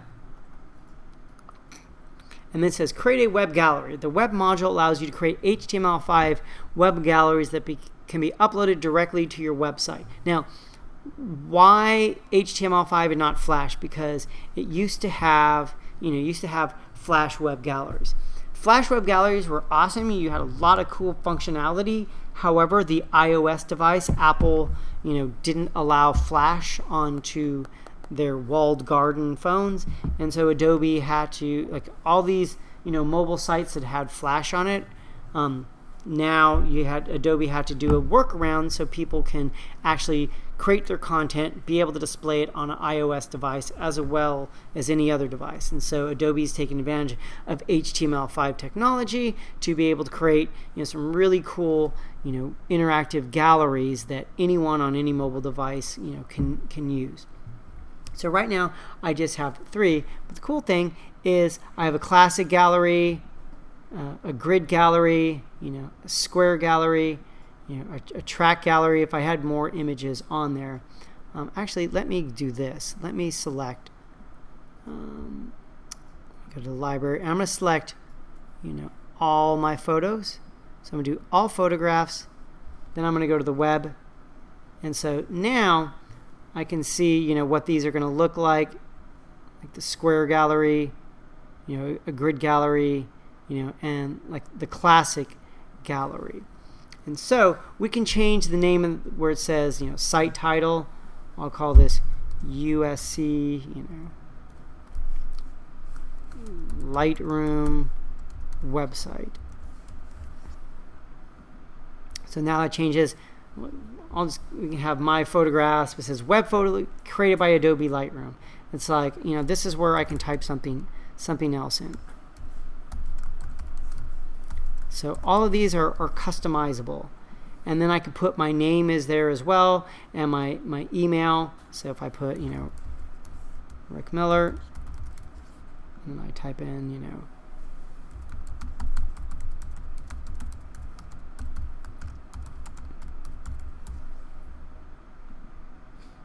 I can go ahead there and make sure to include my contact, you know, any of that other information. I can change all these. I can change the sizing of these, you know, how big that is, and it's gonna like update these, you know, if I want to. And all the things are things, and this is, you know, how the quality of the images. And once I'm done, if I have a website, then I can just upload it directly to there. I can upload it, or I can just export this. So let's say I'm like, boop, I export that, and I can save it, you know, wherever I want to. So I'll save this on my desktop, and I'll call this, you know, test, and I'll call this, you know, my website. I'll click create, and then I'll call that my website gallery. Oops. Call it website gallery, and I'll save it right there. And so now it's going to export, you know, all of these as a gallery. And so it's showing me right here. Yes. Question: if I will in the future add some more pictures, do I have to create again the gallery, or is it going to? Yes. Upload? Yeah. Okay. Now, so while that's doing this, I can still do some other stuff. Like if you want to load stuff up to like Facebook or Flickr, you know, one of the cool, and you can do other online services. Now really quickly, those are just some generic, galleries. However, one of the options up here is you could find more galleries online. And so then it'll take you to Adobe add-ons where you can find all of these really cool, you know, different websites that, you know, or, you know, web templates that you can use. So don't think these are all you have. It's really cool. But then in addition to that, you can load these up to Facebook. So if I click on here, it's like I would need to set up my Facebook. I'd say, okay, here's my Facebook account. What album do I want this to go to? So I can make Facebook presets. So let's say you have, you know, you were in Europe. You would have, you know, your Europe album. So anytime you want to do a gallery, you know, or you want to say, okay, here are my photos. I want to export all these photos to my Europe one. I'm like, oh, maybe I'm in Hawaii, so create another one. And so when you're in Lightroom, say, okay, select all these photos, go to Lightroom. Go to Facebook, and you're there. You could do the same thing. So you could really dial these settings in. You can even work with your video here. And so let's go to my desktop really quickly, and we'll look at, here is my test, and I go to the website. So here's my website gallery. And so here is, let me just go ahead if I have that, put that in there. Oops. There we go. Oh, there's the index. So this is, I can, if I didn't upload this, I can just hand this off to someone. And this is typically what I'll do is if a client wants to look at the photos, I'll create this web gallery and I have a thing across it. It says, you know, for position only, or I'll say, you know, unedited photos for selection purposes. I'll hand them this and they can download this, and then they just open this up and there are the photos, and I'm like, okay, I want to see, you know, this photo right here. I click on it, and let me make this a bit larger, so then I can click next through here, or I can just go back to the index, or I can click on, you know, here as we're going through things. Does that make sense? So it will create everything, you know, that you want, you know, for you, and then I can just close this if I want to. Let me go back to index, and then I'll close this, and I will go back to Lightroom. So any questions about that? Okay, so let's go back to the library module. We're going to go to, let me see. Let's go to, you see where it says process version? I want you to go to exposure. So can you click on that?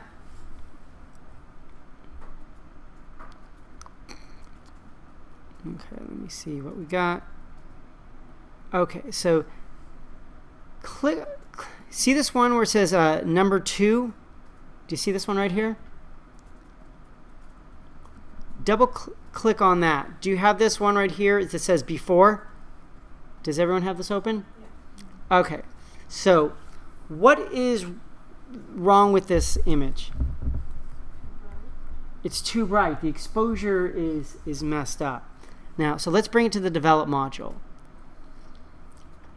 So if we scroll down in the develop module, we go all the way down to the bottom. What version does this say? 2003. So this was captured, and brought into Lightroom or Photoshop's Camera Raw, before, the newest version in 2010 or before 2012 or now. What I want you to do is change this, because all of your new incoming photos will use this brand new version. But this was shot before any of those other versions. So let's select version 4, which is the current, and watch what happens. See how some of that detail came back?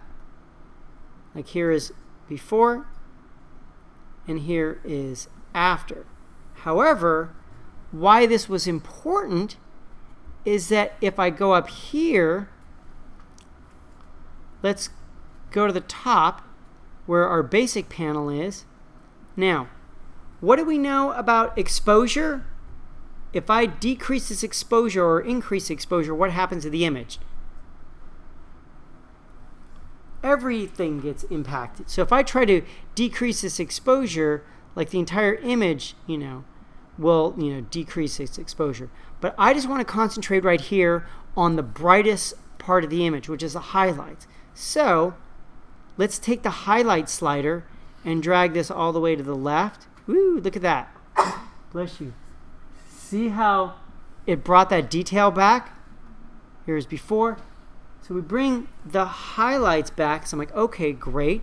And so what we're doing is, instead of using exposure as this jackhammer, we're fine-tuning it.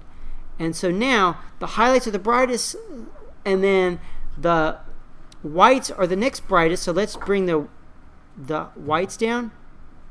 It's like, but don't go. If I go too, see how it gets flat. So we don't want that. So we just bring this down a little bit.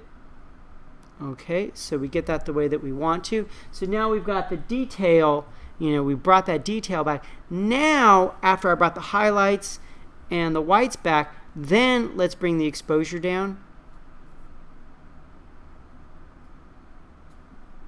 And maybe I'll increase the contrast a little bit. So, much different image, right? So, that's one of the advantages of, working with Lightroom, is that you can use these sliders to bring back, detail that you normally wouldn't have been able to. Does this make sense? Now, with that said, this was a raw file, and on your cameras, whether you're shooting with your smartphone or whether you're shooting with a digital SLR, that camera, that device captures raw data. It's everything that sensor was capable of capturing. Now, on your camera, the default setting is to convert it to a JPEG, just like on your smartphone, it converts it to a JPEG. The advantage of working with raw data is that you have more editing headroom. You have more flexibility in working with this. This image right here, this was, shot as a JPEG and, converted to a TIFF. If I did that same thing right here, let me go to the highlights, and then let me go to the whites, and then let me do the exposure, and then I try the contrast, I'm not able to bring that detail back like I was with the original raw file. You can still bring stuff back that you weren't able to, but my recommendation is if you get a chance, on your digital SLR, try playing with, your raw files. Well, how does that affect, with your smartphone? Because a smartphone automatically will capture, it'll take that raw file that the sensor captured and convert it to a JPEG. The great thing about Lightroom Mobile, which they call Lightroom CC right now, I refuse to call it. I'm going to call it Lightroom Mobile. So Lightroom Mobile, which you can also do on your desktop, you can shoot raw files on here. So if you open up your phone, if you download the Lightroom Mobile device, you can go ahead in here. And one of the really cool things about opening up the Lightroom Mobile is that if I went ahead and I click my camera, one of the options I can do is shoot it as a raw DNG file using the camera here. So instead of using my regular phone's camera, I'll use the Lightroom camera, and then I can set my auto white balance, and everything that I do here is just non-destructive, and I can bring it in here, and just like I work with the raw files in here, work with that. But the ones that I did in Hawaii, I just shot those with my, the JPEG on it, but I did a lot of like processing on my thing. I'm like, dang, I should have used the raw files, but whatever. Same thing with this image. This is like the before, and this is, the after on that. Does that make sense? Okay, so let's go back to the library really quickly, and we're going to go to this, we'll do a couple more quick things, and I'll hand it off into Photoshop. Let's go to Maps. So let's click on Maps right now, and then do you see these 4 photos right here? The cool thing about this is, let's go to the Map module. It says use the map module. The map module lets you see or mark where your photos were taken. Photos tagged with GPS coordinates will appear in the map. Use the search box to find a specific location. So I can type in Hawaii or whatever. I'm like, okay, cool. And so what we're going to do, it shows me that 2 of these 4 photos that I have down here are on, if I go down here, let me move over here really quickly.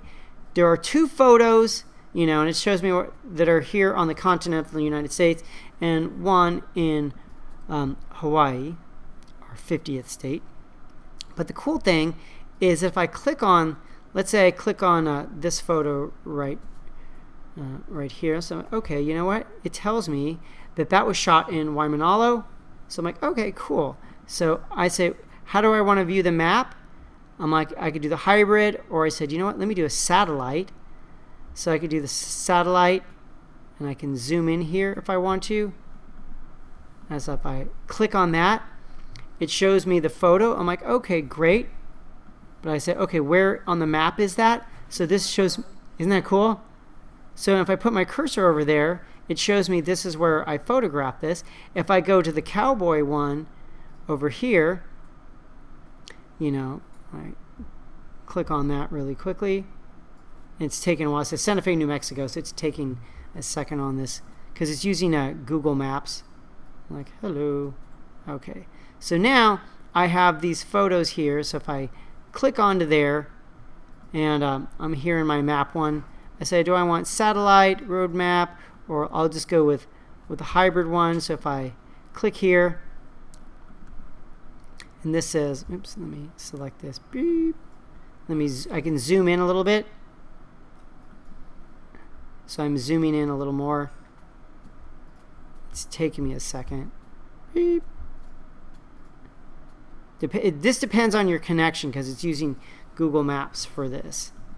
So I'm there, and it's just taking a second. So this one, if I put my cursor over there, it shows me, where the photo was taken.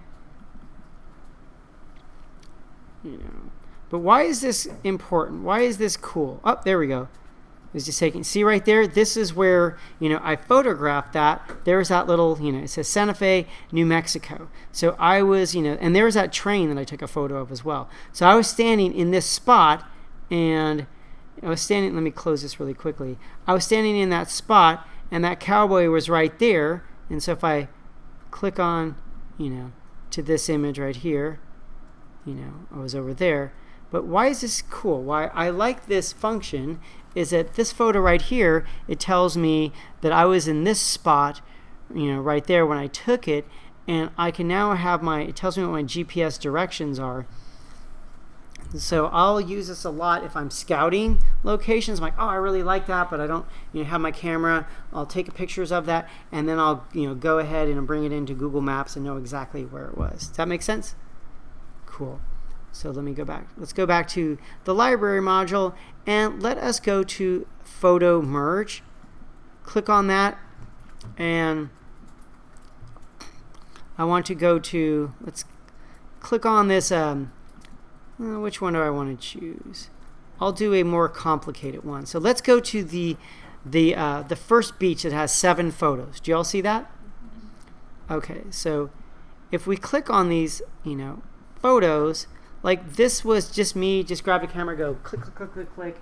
And I didn't, you know, I wasn't on a tripod, it was handheld, the image was bouncing all over, and the waves are coming in at different times. So I go click, click, click, you know, click, click, click, and click. So what we're going to do is, let's select all these photos. We'll select the first one, we hold the shift key, we click on that, and then what I want us to do is, let's go ahead and let me see, which one do I want to do this one?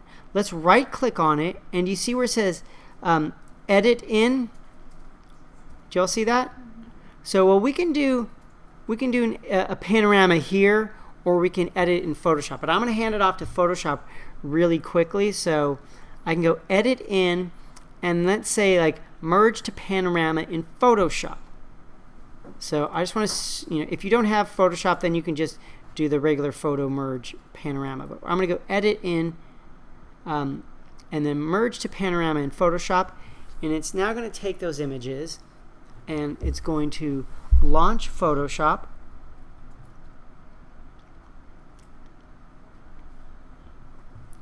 And it says, here are your images. What would you like to do with them? Most of the time, I don't like to do anything auto. However, for photo merge, almost all the time I use auto. So choose auto, and by default, blend images together should be checked. This is what I love about blend images together, because I shot this, you know, handheld, and I had it on aperture priority, and so the camera was guessing the exposure from shot to shot. I didn't meter this. I just had like a couple seconds. I went click, click, click, click, click. Normally, I would meter it, make sure every scene is correct, but it wasn't. And so blend images together will take those different images, and when it blends them together, it'll do exposure compensation, so you don't see one edge. You know, if like if two images that it's blending together have different exposures, you're going to see those edges. So this will blend them together. This other thing, content aware fill transparent areas, I'm not going to check this right now, but this is awesome. I love this one. So I'm going to go ahead and click OK, and it's going to blend these images together. But I'm going to wait for a second to do, I'll show you, you know, what a great job it did, but then there's some areas that need to be kind of cleaned up a little bit. And like the reason why, because the camera was not stable, is bouncing around, there's going to be some areas, some gaps, because Photoshop had to distort or transform the image. So it did an amazing job of blending all, and this is usually where you can tell, you know, the giveaway is like the horizon line, if it's off. And so it did a perfect job there. Now, these gaps right here were caused by the camera bouncing around and not being stable. So it had to like tilt these. But what are we going to do with all of these other areas? Well, we just crop these if we want to, but it's such a shame that I need to lose part of that sky to make it smaller, and then some of these other areas. So what I like to do is, let me close this one out really quickly, and when I go back to Lightroom Classic, right click on it, choose Edit In, merge to panorama in Photoshop, I'm now going to check Content Aware Fill Transparent Areas. So those areas that are transparent, because Photoshop had to rotate the image because it was bouncing around, will now be cleaned up. And so you can do, so I go ahead here, and beep. Isn't that cool? So these areas right here with the selection are the areas that Photoshop said, hey, let's, kind of clone certain areas to make it look better. So he did a spectacular job here. Here, so you can see the little diving thing right there, because it was cloning from here to there. But everything else, like in this case, then what I would do, I'm like, you know what? I like everything else, but no worries. What I would go ahead and do is I'll just get like the clone stamp tool, and create another layer, and let's choose all layers. And then in this case, what I might do, I would do this with a Wacom tablet. This is like, or at least a mouse. I'm terrible with the trackpad, so I'm gonna just and then just kind of hide those with the bushes. So then no one's the wiser, and they're not gonna know, and so then I just go ahead here, and then boom. So now I just did this amazing thing, and I didn't have to lose any of the areas down there. Does that make sense? Cool. And then let me close Photoshop out, and if I went here and I right clicked on this and I did photo merge and I did panorama, it will go ahead and create that panorama view here. And then we can go ahead and do, auto crop. See how it's kind of like it's seen. It's telling us ahead of time, hey, you have an issue already with that. And I can just go ahead and choose auto crop if we want to. And then I can try different, ones, but I'll just keep it the default. And I go ahead and I'll click merge. And then it's going ahead and it's creating that panorama. And so now if I go ahead over here, it created that panorama inside of Lightroom. What's the difference between the two? Photoshop allowed us to do the content aware, fill, whereas, Lightroom cropped it out. So it just kind of depends on what you want to. You can do it pretty much anything that you want to in Lightroom. And most of what I do, with my images is done almost exclusively in Lightroom. The only time I'll really hand it off to Photoshop is if I'm going to be doing a little more retouching. But the great things, about the develop module is that you have the ability to use refinement tools. I can use an adjustment brush to paint exposure. I can paint different lighting conditions. I can paint sharpening or paint different colors in there. Yes. How did you bring that back into Lightroom as a DNG instead of a TIFF file? Oh, this one. It automatically took those because it was a raw. These ones right here. These are just JPEGs, and I took those JPEGs, and then when I created that photo merge in Lightroom, it went ahead and created a DNG version of that. Oh, okay. Yeah. So when I went to Photoshop with that other one, it opens it up, and then it's like whatever file format I want to save it out as.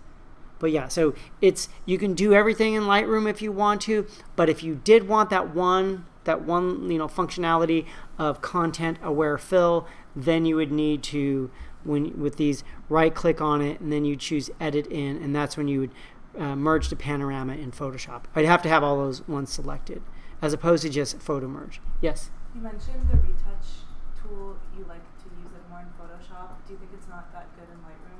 No, and that's an excellent question. So what I'll do, like with my images, let me go over here really quickly. Let me go back here to the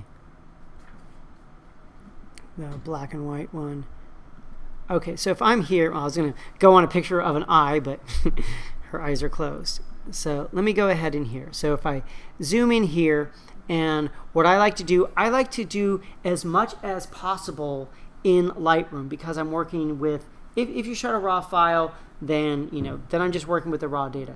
I'd like to just save Photoshop to remove blemishes, things such as that, or doing some of the dodging burning. With that said, you can do a lot of that here. So for example, if I wanted to lighten up his eye, here we can see that this is outdoors, but I had a little a beauty dish on it, but I want to lighten up his eyes. So all I need to do is I get my eye brush tool, and this is because like years of Photoshop, I was used to doing all of this in Photoshop, and now I'm like, oh my gosh, I can do like the cowboy one when I reset it and you saw the original photo, like, and there was the one on the horse. The horse's face was in shadows. I lighten that up in Lightroom instead of going into Photoshop. And so I'll go ahead here, and what is it that I want to do? Let me get rid of the sharpness. And the only thing that I'm going to deal with is exposure. So I'll go ahead here, and I choose this brush size, and I can scroll down here if I want to. And this is where I can change the size of the brush. But the same shortcut in Photoshop, let me bring it over here. Right bracket will increase the brush size. Left bracket will decrease that brush size. So I don't have to go over there. And so what I'll do in Lightroom is I'll just get a brush, and I'll just do this little U shape right there. And the cool thing about this is that if I go back here, it's just a slider, so I can increase the amount or decrease the amount if I want to. And so I got it the way that I want to. And then if I wanted to maybe increase the clarity on that, so I have all these controls here that make my life so much easier, like sharpness. If I wanted to do the sharpness, I can increase the sharpness. So now I'll set up my retouching here, whereas before in before in Photoshop, I would have to create actions that I would do all of this there. Now I just do it in Lightroom, and so that's really cool. And then if this was a color photo, I can paint over here the color of the eyes, and do that. So see how big of a difference it is between this eye and this eye. This eye has more color. This looks a little more dull. Yes? How can we like quickly see back and forth the before and after? Oh, excellent question. So if I go ahead here and stuff, one of the things that I can do if I want to, go back here, and let me make sure that I have this really quickly. Okay, so if I see right there, this should be a little, like, this would be nicer if they had like a, but if I click right here, here's like the before, and. So that's not the original photo, that's just what you did like the step before. Okay, so yeah, so this is the original photo. Right. So yeah, that is the original photo, and I took that, and then what I did is I, went to black and white. So I'm in the develop module, went to black and white. And what did I like to do with the black and white? I did that, but what was one of the things that I did?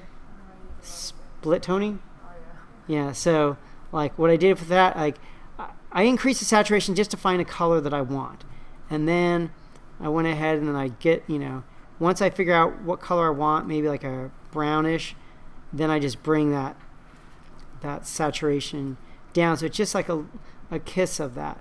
Now, one of the things that, like I said, that I was showing you earlier, it's like I can get away with this on, let me see, I can get away with this on on guys, but I don't want to do this on I can do this on guys but on girls. Like if I increase that sharpening up, it's going to bring out like all of that detail that I didn't necessarily want to do, ahead of time.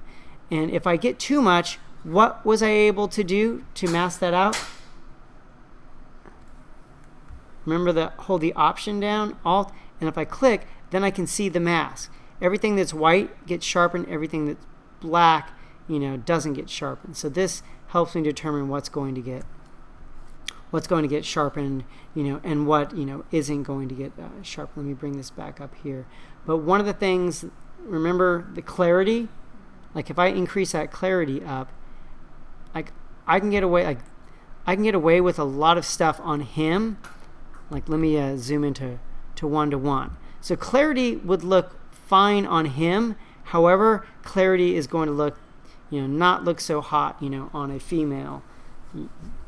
If I added clarity to my mother, she'd be pissed at me.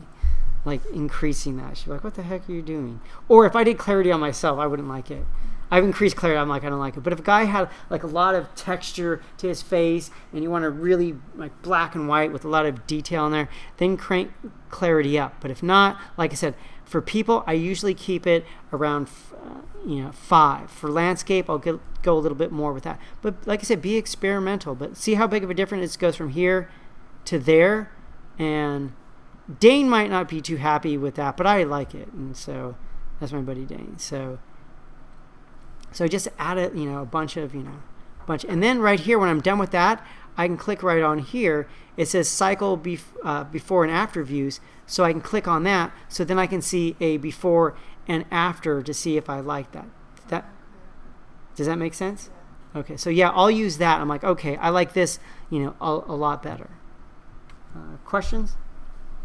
Okay, so yeah, so you can like do so much stuff in Lightroom that you don't have to hand off to Photoshop. Photoshop's great for doing more localized, retouching for the most part. However, with that said, using tools such as the development brush, I can do things that I wasn't able to do before. Now I can do like retouching if I had like a spot here. Let me go 3 to 1. Let me grab this spot like right here. So if I went ahead here and I clicked on this, I'd say, okay, what area do I want to clone? Well, I do left bracket to make my brush size. It's the same thing as bringing this size down here, but I like to do the brackets. And then what I'll do is I will click on that, and then Lightroom will automatically find an area to choose from. But if I don't like that, I can reposition this, and this is cool. It shows me the area, what it's going to look like after I'm done, and then I can let that go, and then it cleans that up for me. So I'll do a lot of my dodging and burning, lightening and darkening things up in Lightroom, but if I'm going to get rid of blemishes, and there are a lot of blemishes, then this will take me a little longer, and then I'll just use the spot healing brush tool in Photoshop, where I'm like click, click, click, click, click, click, click, click, click, and that's where I'll use like Photoshop for. But as you saw, I could change the color of the background if I'm like really easy, just targeting that. And if I want to change backgrounds, that's when I'll use Photoshop. But I can, yes. Too much going on, and you can't use the hue background change. Is there kind of like a way to like take this photo and make it into like a portrait with a background that's like a soft black, but he stays? Yeah, if I want to, like in Lightroom or bring it into Photoshop. I don't know. Well, in Lightroom, it's like if I want to go ahead, and so let's say I wanted to darken down this background. I'm like, okay, you know what? Let me darken down that, and I'll increase my brush size, and I can just start painting, that area. And like I said, usually what I'll do is, like, it doesn't matter if I'm going to mess up. So I would do this, like I said, I would do this with much more concern over what I'm doing, but right now this is fine.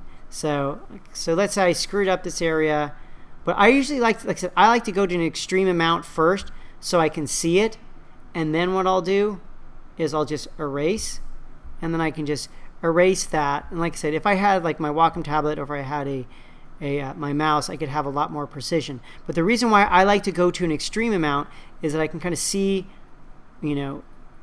what the edges look like, and then so I clean that up a bit, and then once I get it the way that I want, then I just go back, and then there's that exposure, and then I can bring that down. So see how I can darken that down or lighten that up. And so if I go to an extreme value, I'm like, oh, okay, I can see where I messed that up. So I'll just clean it up, and then I can darken that down. And so now, and if I go ahead here, and I'm like, okay, let's say I click done, and then I click here in the before. So here's like, the before and the after of how I darken down that background. Does that make sense? So yeah, so I have control, and if I didn't like that, I'm like, okay, I didn't like that. No worries. I just go back here, click on there, and because of its exposure, I can just, I actually need to click on that point, and then I can just go ahead and do whatever I want to. Now, where this came in like really handy, and you can do lots of them, is on that one that I did. Let me go ahead here. on this one. This was the original. This is how I photographed it. But if I go ahead in here and let me zoom in there, like everything I did in Lightroom with the right here with this adjustment brush. See all those little points right there? If I click on it, I'll click on it. That mask shows me that I decreased the exposure, by almost 2 stops in this area. Here in this part of the hat, or in this face, it shows me what I increased the brightness. So everything here in this image, was just me clicking on it here in Lightroom and using this adjustment brush. So I went from, here, to there. Let me close this. So just painting with that develop module. Does that make sense? Yes. How do you get the lines so perfectly on his face? Do you use like a pen or your mouse? Yeah, I can't work with my fingers on a trackpad. I suck at So it. you have like a pen when you just outline his face? Yeah, so I have a Wacom tablet. And so yeah, if I'm left to my fingers on the trackpad, I'm going to be like all over the page. I can finger paint, and that's about it. And I'm also terrible, using a mouse, which is funny because my friend, she is so intricate with the mouse, and she'll like draw like horse, she'll draw horses and like all the hairs, and I'm like, I can like draw like a stick figure with a mouse. Yeah, so I use a Wacom tablet. It's a stylus, pressure sensitive tablet. And but it was funny because people use it for the pressure sensitivity. I turn off all pressure sensitivity on mine, and I just use it to draw. And then I can then I can zoom in, and so I can fill that. I can go 1:1 or 3:1, or I can go even further and stuff. And so if I want to go to, let's say 4:1, I can click in there, and now if I have that, I can start. Now I can see like the detail. Or if I need to go even, more, to 11. So then I can see like the pixel edges, and so I can paint that the way that I want to. So I can go from, here to, let me go back to that one. I can go from there to, there just by using. Does that make sense? Cool. Any questions before we leave? Okay, so what the heck is Lightroom? Yeah, it's a desktop photo editing application. I can do so many things in here, and everything that I do is just a bunch of sliders, so it's non-destructive. One of the great things about Photoshop proper is that you could pretty much do anything you want to. One of the disadvantages of Photoshop is because you could do pretty much anything you want to, it's a scary, scary program to use, which is why you should probably be taking my Photoshop, class, so sign up there. But anywho, Photoshop is scary, but I'll make it easy for you to learn. Lightroom is much easier to learn because Photoshop is everything to everyone. It's for graphic designers, it's for photographers, it's for video editors. There's a lot of power behind there. But if you're a photographer and you're going to be working with photos, whether it's from a professional camera, your smartphone, or even video, you can do a little bit of video editing in Lightroom. But it's a photographic workflow environment that makes it easy for photographers. So instead of having to know all about layers and whatnot, you just know how to move a slider to the right or to the left. And you saw how easy it is. If you don't like it, you just go back and make a change to that later. Then when you're done with doing those develop settings, you just hand it off to one of the export modules. You can go to print, you can go to the web, you can create slideshows, you can create videos, or you can just upload it to Facebook. Cool? And what is the other Lightroom application? The mobile device. So it's, which Adobe now calls Lightroom CC to make it confusing as heck. So Lightroom CC, they call it Adobe Photoshop Lightroom Creative Cloud Classic is the desktop application. Lightroom CC is what used to be Lightroom Mobile. So if you're going to be working, on your smartphone, download the Lightroom Mobile or Lightroom CC. You could use it on here. You could sync it onto Lightroom proper or Lightroom Mobile desktop, whatever. Cool. So was this helpful? Awesome. Thank you. Yes, you want about the Lightroom Mobile. Yeah. Can I ask you on this one? Yeah. How to, the one when you show that targeted adjustment? Yeah. Yes. How can I do that with this? Okay. Because I couldn't find it. That too, because I tried it, but you have to hold it down Maybe. somehow. Because it just kept doing it on its own then. Oops. Wait a second. That's all. Okay. They just. Okay, So this is my picture. yeah. Yeah. So they just. Okay. They just changed these ones. They updated. Yeah, but I fine. opened the plastic. Okay. Where'd you guys go? Okay. Brush. Where'd you go? Okay. So you can brush. You can brush the areas that you want to, but the target adjustment. Okay. They just. Let me click on it.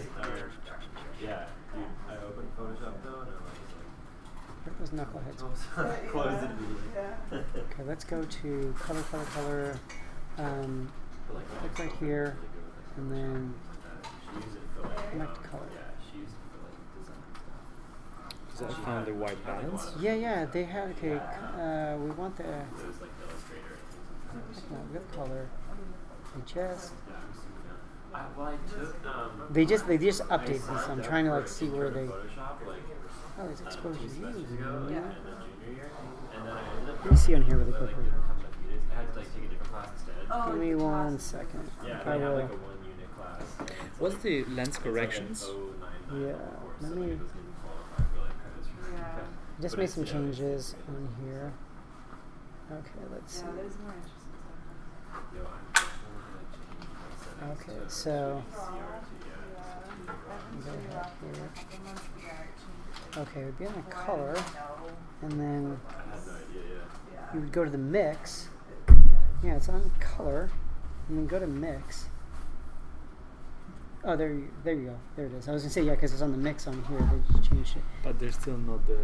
Well, the target. Oh. Yeah, that, like okay, because here, okay, that's really weird because they just made a change. Because on here, if you click on the target adjustment tool there, I can click on there. See, I can increase that, and it was in the color mix, which is right there. So they removed it. let's do this. This really was bizarre. Okay, we click on. Okay, there we go. Oh, wait a second. What? Those bastards. Okay. It's right here, and that's where it was. That's where. So now. Oh, that is bad. Yeah, because here it's like if I went here to blue or something. I mean, I can change like. So I can change that. Interesting. That is a new change to that, and that wasn't. It was there before, because Okay. it's right here. Let's hope they're going to put it back then. No, I'm gonna. No? No. I said no. It's like it shouldn't be like that because this is, because yeah. If I go ahead here, it's like.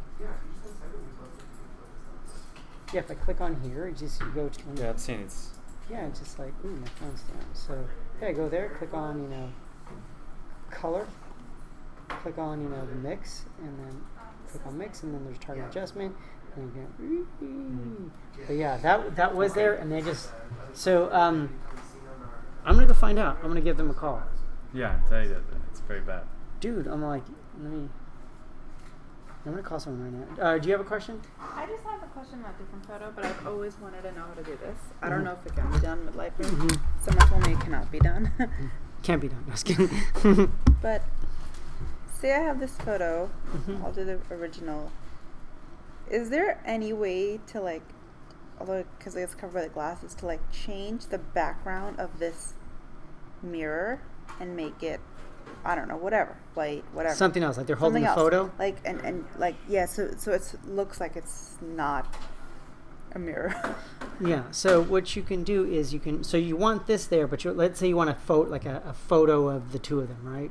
What do you mean? Or No, I just want to like let's just say I make it white, so it's just at least one color. But I feel like I couldn't do it because of this, right? Unless I cropped it. you could. Okay, so here's what you could do. You could bring this into Photoshop. So let's just say you want to do, let's say you want to put a photo there. So instead of it just being like this big white thing that your eye gets drawn to, maybe you want like a photo. Like let's say they add a photo in there. Bring this into Photoshop. You select this area there, and you can paste or like mask a photo into there, right there. And then what you do is the photo would sit on top. Yeah. And then you would create two layers.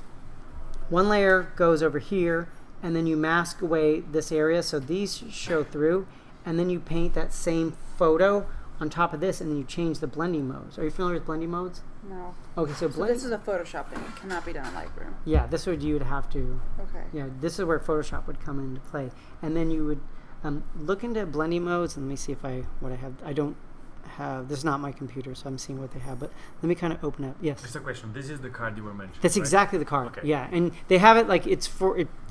I don't have my wallet on me, but it's the size of a credit card. Okay. It's like you're welcome.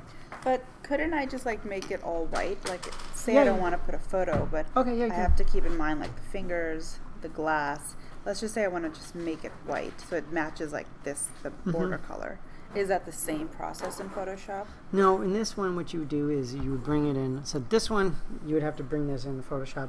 You'd select this, bring it in, and then do you have Photoshop on here? I do. Okay, so I think it gave me the Okay. trial so menu right, I didn't want it. take it, right click on there.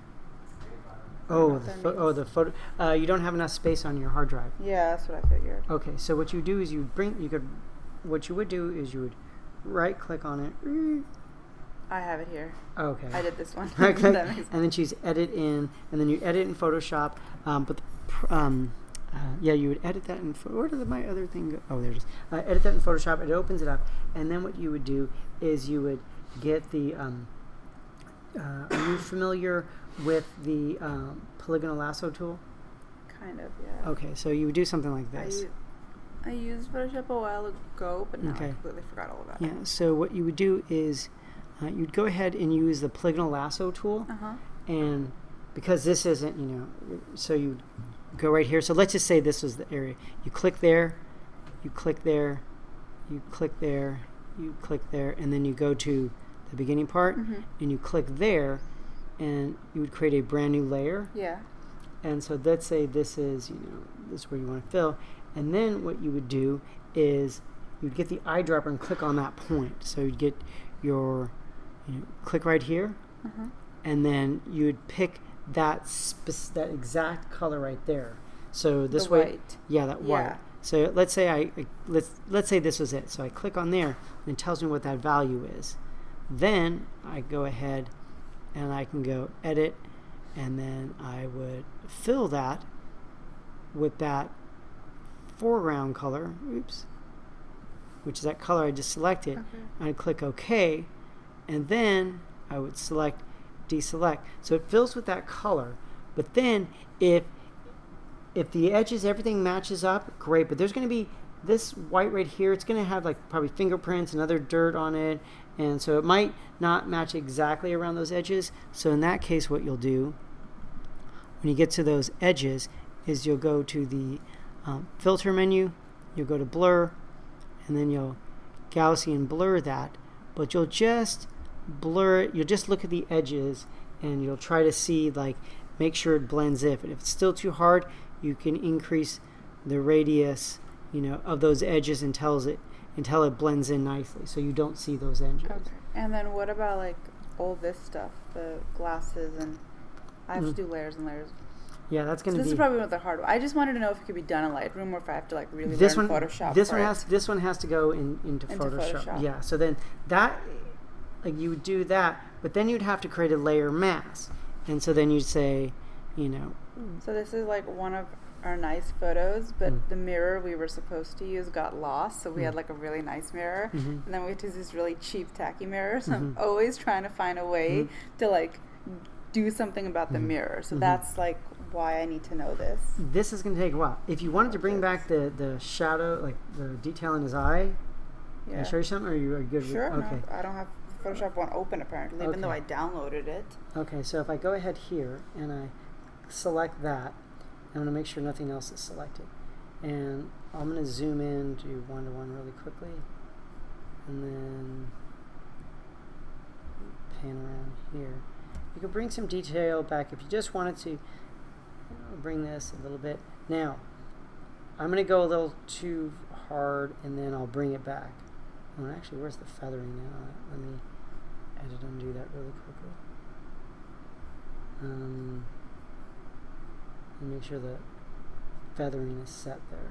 Okay, so I go ahead here and I'm just painting back some of the detail. Then I can go back over here again to just get the area that I want, and then I can decide whether I want to increase it a little bit or if I just want it just a little bit, you know. And then what I could do is I'm like, okay, I do a global one, and then I'm like, okay, you know what? Let me create a brand new one. Then I can create another brush area, and then let's say I want to go over here and bring back some detail in the hair in this part. And because everything is like a slider, you know, I can just bring this stuff back and I can just work with this. So just bring it back a little bit, and then I can create a brand new one right down here, because that's what I did on that one of the horse. If I go ahead on this one. Oh, with the shadow on his face? Yeah, because if I go ahead here, you can see that right there. And okay. let me go to exposure. That's what it looked like. Oh. And so I had the same issue you have there. That's exactly what I had. And so then I ended up I just did one and I just painted it until it matched. Okay. Yeah. So if you want. So yeah, there's a lot. Yeah. Okay. Thank you for this. You're welcome. I was just gonna take a lot of playing around and getting familiar with the. Have you signed up for the Photoshop class? I have class starting it. Otherwise, I'd love to, because it's 1 to 3, but my class ends at There's 2. there's another Photoshop class. I have class during all. Okay. I was very bummed. I was really hoping this semester I could take it. Well, I'm around. They're not kicking me out yet. Okay. So there's So if you. It'd be great if you guys opened like one more option. Well, you can let us know here on the survey that I brought a couple of these printing surveys. Yeah, hi. Oh, here. Yeah. So when you were putting up the panorama, which tool did you use to clean up this part? That's what I was going to say. Oh, this one? Are we in Okay, go back to the panorama. I think this is the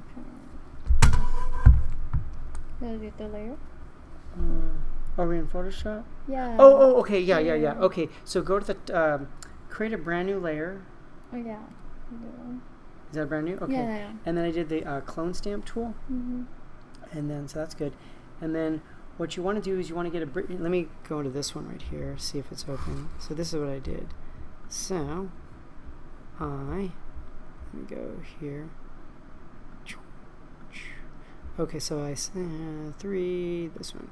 Okay, so I took these images right here, and then I went to go edit them in Photoshop. Well, actually, I said merge to panorama in Photoshop. And so then it goes ahead, and I said fill content aware, transparent areas, and then I click OK. And what fill content aware is going to do is going to fill those transparent gaps. And so this is opening up.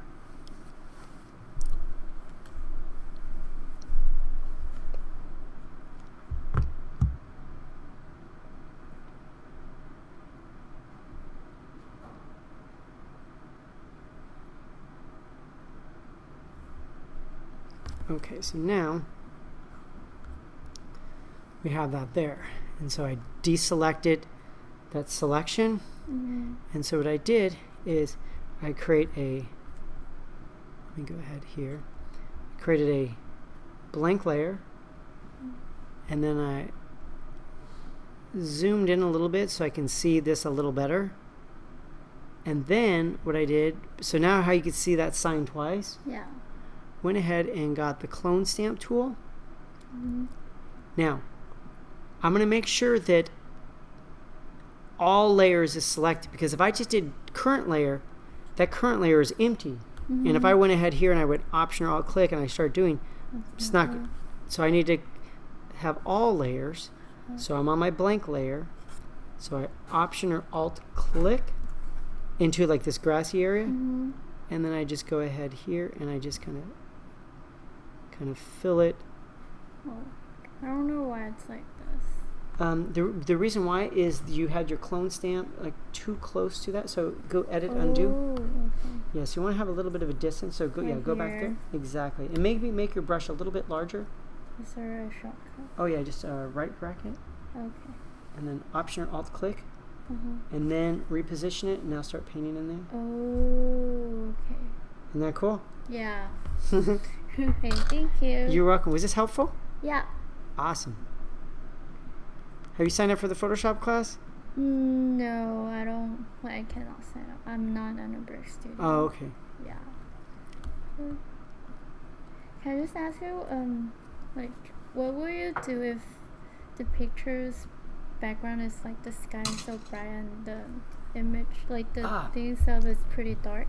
Yes, exactly. So what's going on here is that he was backlit by the sun. Yeah. And so in order to get a proper exposure off of his face, it lightened the overall scene up. Yeah. And so that caused the sky, the bright sky, to get blown out. And so what you need to do is you need to bring some back of that detail. So here we can go to, let us go to the highlights and drag the highlight slider down.